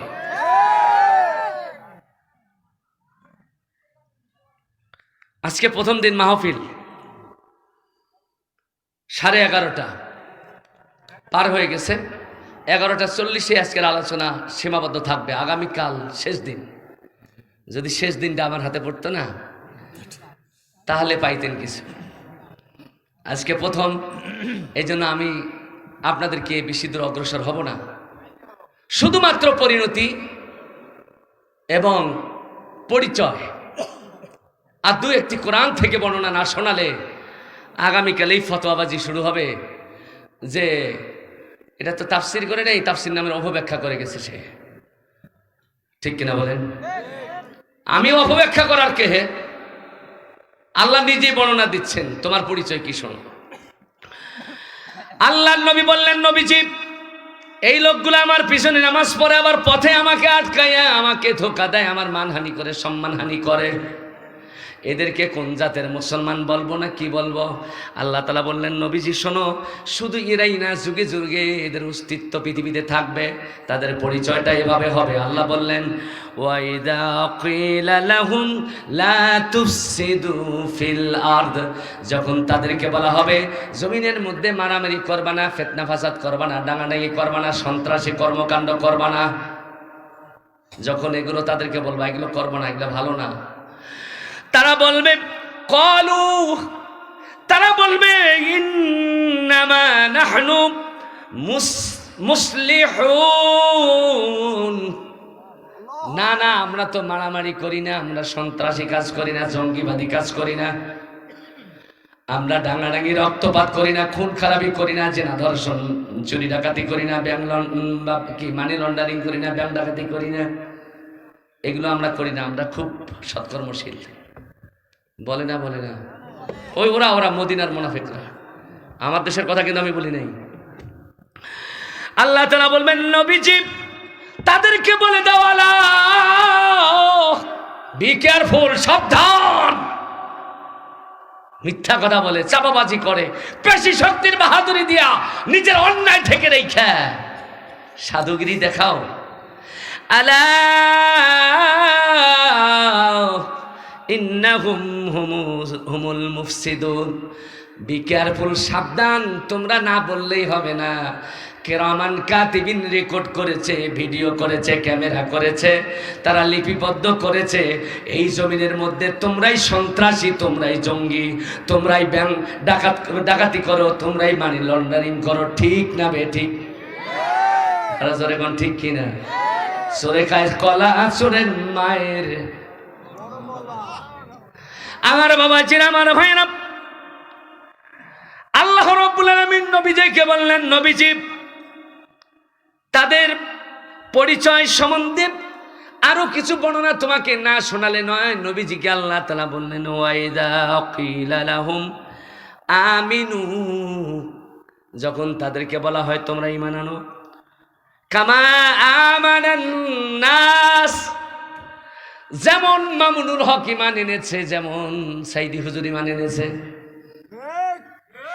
যেমন শফি আহমেদ ঈমান এনেছে, যেমন চাচা ঈমান এনেছে, মুরব্বী ঈমান এনেছে, চাচা ঈমান এনেছে, ভাই ঈমান এনেছে, তারা বলবে আলা ইন্নাহুম, যখন তাদেরকে বলা হবে তোমরা এরকম ঈমান আনো, ওয়াইদা খলাও ক্বালু আমান্না, তারা বলে হ্যাঁ আমরা তো এরকম ঈমানদার, তোমরাও নামাজ পড়ো আমরাও নামাজ পড়ি, তোমরাও হজ করো আমরাও হজ করি, তোমরাও সদকা করো আমরাও সদকা করি, আমরাও তো ঈমানদার। আল্লাহ তাআলা বললেন, ও নবীজি এদের পরবর্তী আমলগুলো দেখো, ঈমানের কথা বলবার পর পরবর্তী আমলগুলো দেখো। ওয়াইদা খালাউ ইলা শায়াতিনহিম, যখন তারা তাদের মুরব্বীদের দলে প্রবেশ করে, তাদের নেতাদের কাছে যখন যায়, ওয়াইদা খালাউ ইলা শায়াতিনহিম, যখন তারা শয়তান মার্কা লোকদের কাছে যায়, ক্বালু, তারা বলে যখন তারা ওই শয়তানদের কাছে যায়, তারা বলে ইন্নামা নাহনু মুস্তাহজিউন, আমরা নামাজ পড়ি বলেই, আমরা হজ করি বলেই, সদকা করি বলেই মৌলবাদী হই নাই, বরং আমরা তোমাদের সাথেই আছি, বরং তাদের সাথে শুধু আমরা উপহাস করি। কথা কন নাউজুবিল্লাহ। আমার আল্লাহর কথা যদি সত্য না হতো, নির্বাচনের সময় আমি দেখেছি একজন নেতা মাথায় টুপি দিয়ে আপনাদের দাঁড়ে দাঁড়ে গিয়ে টুপি মাথায় দিয়ে ভোট ভিক্ষা করেছিল, আবার যখন নির্বাচিত হয়ে গেছিল তখন টুপি ফেলায় ধুইয়া দুর্গা পূজা মণ্ডপের মধ্যে যাইয়া কয়, আমি হিন্দুও না আমি মুসলমানও না। যদি ডকুমেন্টস আর নাম সহ, বাপের নাম সহ, ওর বংশ বুনিয়াদ সব বলে দিতে পারবো ভাই, যদি চান বলে দিতে পারবো, কিন্তু বললেই তো মুশকিল। কথা কোন ঠিক কিনে? বুঝলে ভালো, না বুঝলে। আমার ভাইরা, আল্লাহ তাআলা বললেন, হাবিব এদেরকে শোনাও আল্লাহু ইস্তাহজিউ বিহিম ওয়া ইয়ামুদ্দুহুম ফি তুগয়ানিহিম ইয়ামাহুন। তোমরা উপহাস করো আমার ঈমানদারদের সাথে, আমার মুমিনদের সাথে, এটা উপহাস না, বরং আল্লাহ উপহাস করেন তোমাদের সাথে। ওয়া ইয়ামুদ্দুহুম ফি তুগয়ানিহিম, আর তোমাদেরকে অবকাশ দেন, কত শয়তানি করতে পারিস কর, কত বান্দরামি করতে পারিস কর, করছো কত চুরি ডাকাতি করবি কর, কত টুপি মাথায় দিয়া টুপিওয়ালাদের বদনাম করবি কর, কতই মুসলমানদের বদনাম রটাবি রটা। আল্লাহ বলছেন ইন্না বাতশা রাব্বিকা লাশাদীদ, তোমার রব যখন ধরবে, এই ধরাটা শুধু করোনা ভাইরাস দিয়ে নয়, শুধু প্লেগ মহামারী এইডস দিয়ে নয়, শুধু পাতলা পায়খানা নিয়ে নয়। আমার আল্লাহ তাআলা যখন ধরবেন 500 ফেরেশতাকে বলবেন যাও ওকে গ্রেফতার কর। ইয়াদরিবুনা ওয়ুজুহাহুম, আরো জোরে। সবাইকে কোরআন শিক্ষা, কোরআনের অনুবাদ এই জন্য করা দরকার, কারণ তেলাওয়াত করবে মৌলবী, আপনি বুঝবেন, সাথে সাথে চিৎকার দিয়ে সুবহানাল্লাহ আলহামদুলিল্লাহ আল্লাহু আকবার বলতে পারবেন। ঠিক কিনা বলেন? আমি মিনার প্রান্তরে যখন জামারায় পাথর নিক্ষেপ করতে গেছিলাম, তাঁবুতে অবস্থানের সময় বাংলাদেশে হাজিদের উদ্দেশ্যে আমার গাইড আমাকে বলল যে মৌলবী বক্তা মানুষ তো, একটু বক্তব্য দাও। আমি বক্তব্য দিলাম, দিতে দিতে ওই যারা পাকিস্তানি আছে, আফগান আছে, অন্যান্য রাষ্ট্রের যারা আছে, ওরা সিকিউরিটির দায়িত্বে আছে, নিরাপত্তার দায়িত্বে। আমার বক্তব্য শুনতে শুনতে যখন কোরআনের আয়াত বলি, এই আয়াতটা শুনে অনুবাদ না করতেই ওরা আল্লাহু আকবার বলে। কেন? এই আয়াতটা তাদের মুখস্থ আছে, অর্থ জানে। সুবহানাল্লাহ। এজন্য সাথে সাথে অনুবাদ না হতে, বঙ্গানুবাদ না হতে আল্লাহু আকবার বলে। আর কপাল পরা হয়েছে আমরা, কথা কোন ঠিক কিনা? মৌলবী গলা ফাটাইয়া কোরআন তেলাওয়াত করে, বুঝলামও না, হা কইরা চাই আছি। কপাল পরা মুসলমান আমরা। আল্লাহর নবী বললেন তোমার মুখের দাঁত পড়ে গেছে, গায়ের লোম পেকে সাদা, গায়ের চামড়া ঢিল হয়ে গেছে, তাতে কি হয়েছে? কোরআন শিক্ষার জন্য পাঠশালার দিকে পা বাড়ায়া দাও, একটা কদম ফেলায় দিবা, আমার আল্লাহর নূরের ফেরেশতারা এসে তুমি বুড়া ছাত্র তোমার পায়ের তলায় নূরের পাখা বিছায় দিবে, চিৎকার দিয়ে কোন সুবহানাল্লাহ। বুড়া হয়ে গেছে, এরপরও কোরআন শিখবে, এই অনুভূতিওটুকু নাই। বাবা আপনাদের বলছি না, ওই ঘুরে ফিরে ওই দিকে গিয়ে বলছি। মাথা চুল পেকে সাদা, দাড়ি পেকে সাদা, মোজগুলো পাকতে পাকতে মুখ ঢেকে ফেলাইছে। কোরআনও পড়ে না, বুঝেও না, কোরআন শিখবে চিন্তা ভাবনা তাদের মধ্যে নেই। ধর্মের বড় বড় কথা ওরাই বলে। আল্লাহ ওদের হেদায়েত দান করেন, সকলে বলুন আমিন। আল্লাহ তাআলা বললেন তোমাদেরকে অবকাশ দিয়েছি, যত অন্যায় করতে পারবি কর, কিন্তু ইন্না বাতশা রাব্বিকা লাশাদীদ, তোমার রব যখন ধরবে এই ধরাটা অত্যন্ত সিরিয়াস হয়ে যাবে। সেনাবাহিনী আটকাইতে পারবে না, পুলিশ বাহিনী আটকাইতে পারবে না, কোনো বাহিনী আটকাইতে পারবে না। চিৎকার দিয়ে বলেন না সুবহানাল্লাহ। আল্লাহ যখন পাকড়াও করবেন কেউ আটকাইতে পারবে না। পারবে নাকি? আল্লাহ যদি এখনই বলে বাংলাদেশের প্রধানমন্ত্রী জননেত্রী শেখ হাসিনার দিন শেষ, আগামীকাল উনি কবরের বাসিন্দা হবেন, যদি আল্লাহ চান, আমার দেশের সেনাবাহিনী, নৌবাহিনী, পুলিশ বাহিনী, যত বাহিনী থাক না কেন, কারোর ক্ষমতা আছে আটকাবার? যেরকম আছে। নেতা হইয়া এত বাহাদুরি কিসের ভাই? আপনি ধনাঢ্য হয়েছেন, এত বাহাদুরি কিসের দেখান? আপনার কাছে শক্তি আছে, কিসের বাহাদুরি দেখান? কোন ক্ষমতা দিয়ে আপনি কোরআনের মাহফিল বন্ধ করে দেন? আজকে লক্ষ লক্ষ কোটি কোটি মুসলমানকে কোরআন শোনার থেকে মাহরুম করছো তোমরা। আমরা দোয়া করি আল্লাহ তোমাদের বিবেকের দরজা খুলে দিক, সকলে বলুন আমিন।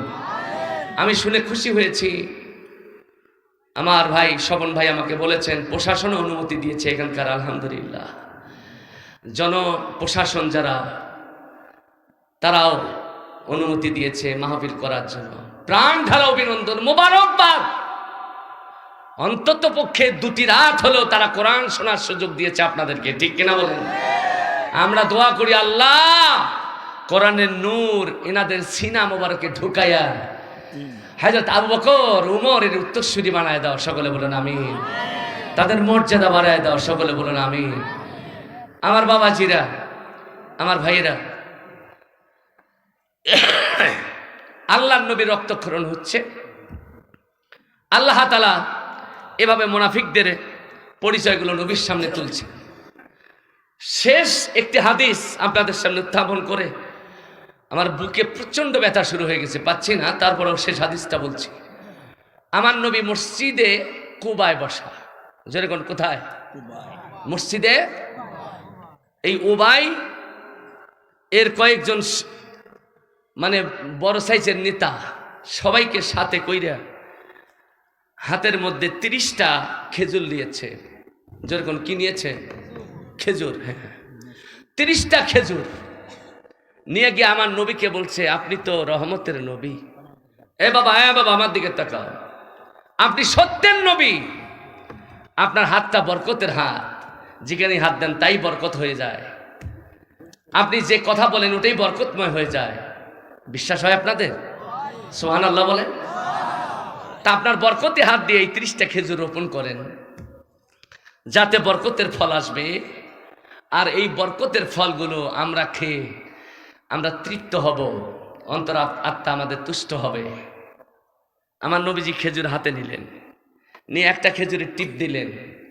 খেজুরটা গুঁড়া হয়ে হয়ে পড়ে গেল, টুকরা হয়ে হয়ে পড়ে গেল। আপনারা বলেন তাজা খেজুর টিপা দিলে কি গুঁড়া হয়ে পড়ে যায়? চ্যাপ্টা হবে, তাই না? ওর বিচির থেকে ছিঁড়ে ছিঁড়ে নিয়ে খাওয়া যাবে। নবী চিন্তা করলেন খেজুর গুঁড়া হয়ে গেল কেন? উসমান তিনিও দেখলেন টিপা দিয়ে গুঁড়া হয়ে যায়, ছাতু হয়ে যায়। নবীজি বললেন আমার বুঝতে বাকি নাই, এই লোকগুলো পথে পথে আমাকে বাধা দিয়েছে, বিভিন্ন যুদ্ধের ময়দানে আমাকে একাকী যুদ্ধের ময়দানে ঠেলায় দিয়ে বিপদে ফেলায় দিয়েছে। এই লোকগুলো আজকে রহমতের ফল পাইবার জন্য খেজুর আমাকে আমার দ্বারা রোপণ করার জন্য খেজুর দিয়েছে।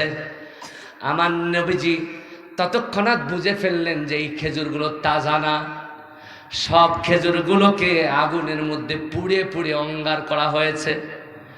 আপনারা চুটিয়াডাঙ্গার মুসলমান বলেন তো বাবা, নবী হোক অলি হোক গাউস কুতুব যেই হোক, পোড়া কোনো জিনিস যদি রোপণ করে তার থেকে গাছ বের হবে, এটা কি সম্ভব?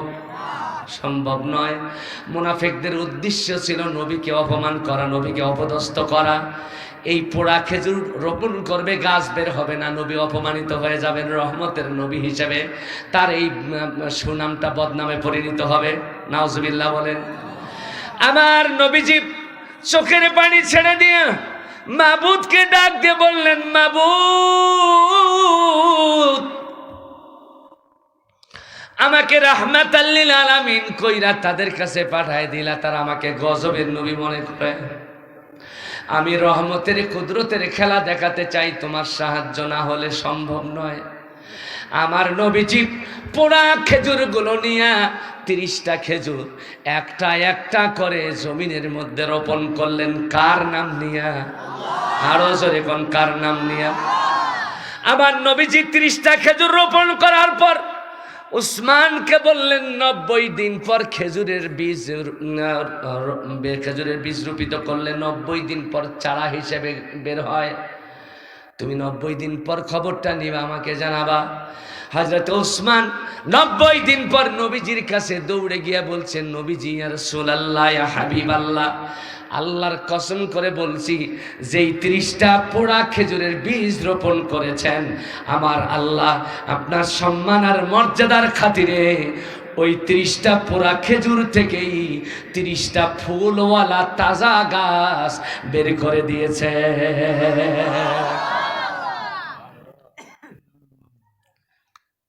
আমার ভাইরা, আমার বাবাজিরা, আমার নবীজির নাম দিলেন আজওয়া। আজওয়া তিব্বে নববীর মধ্যে উল্লেখ করা হলো, এই খেজুরগুলোর নাম দেওয়া হলো আজওয়ায়ে মাদিনা। হাজী সাহেব যারা গেছেন, উসমান রাদিয়াল্লাহু তাআলা আনহুর বাগানের মধ্যে আজওয়া খেজুর পাওয়া যায়। বাংলাদেশি টাকায় প্রায় 22 থেকে 2300 টাকা হলো কেজি। সুবহানাল্লাহ কোন। আমার নবীজি বললেন, ও উসমান, তুমি বলে দাও, যদি কাউকে সর্প দংশন করে, কেউ যদি সাপ দ্বারা দংশিত হয়, বিষধর সাপ যদি কারো জীবন ঝুঁকির মধ্যে ফেলায় দেয়, সে যদি আল্লাহর নাম নিয়া আমি নবী মুহাম্মদের রূপিত তার বংশ থেকে বংশ বিস্তৃতি লাভ করা এই আজওয়ায়ে মাদিনা নামের একটা খেজুর যদি খেয়ে নেয়, আমি মুহাম্মদ বলে দিলাম, আজওয়ায়ে খেজুর তার পেটে যাওয়ার সঙ্গে সঙ্গে আল্লাহ তার ক্ষমতা বলে ও সাপের বিষকে পানি বানায় দেবেন। আরো জোরে কোন সুবহানাল্লাহ। সেই নবীর বিরুদ্ধাচরণ করা যায়? সেই নবীর আদর্শের বিরুদ্ধাচরণ করা যায়? সেই নবীকে গালি দেওয়া যায়? সেই নবীর উত্তরসূরি যারা আলেম ওলামা তাদেরকে গালি দেওয়া যায়?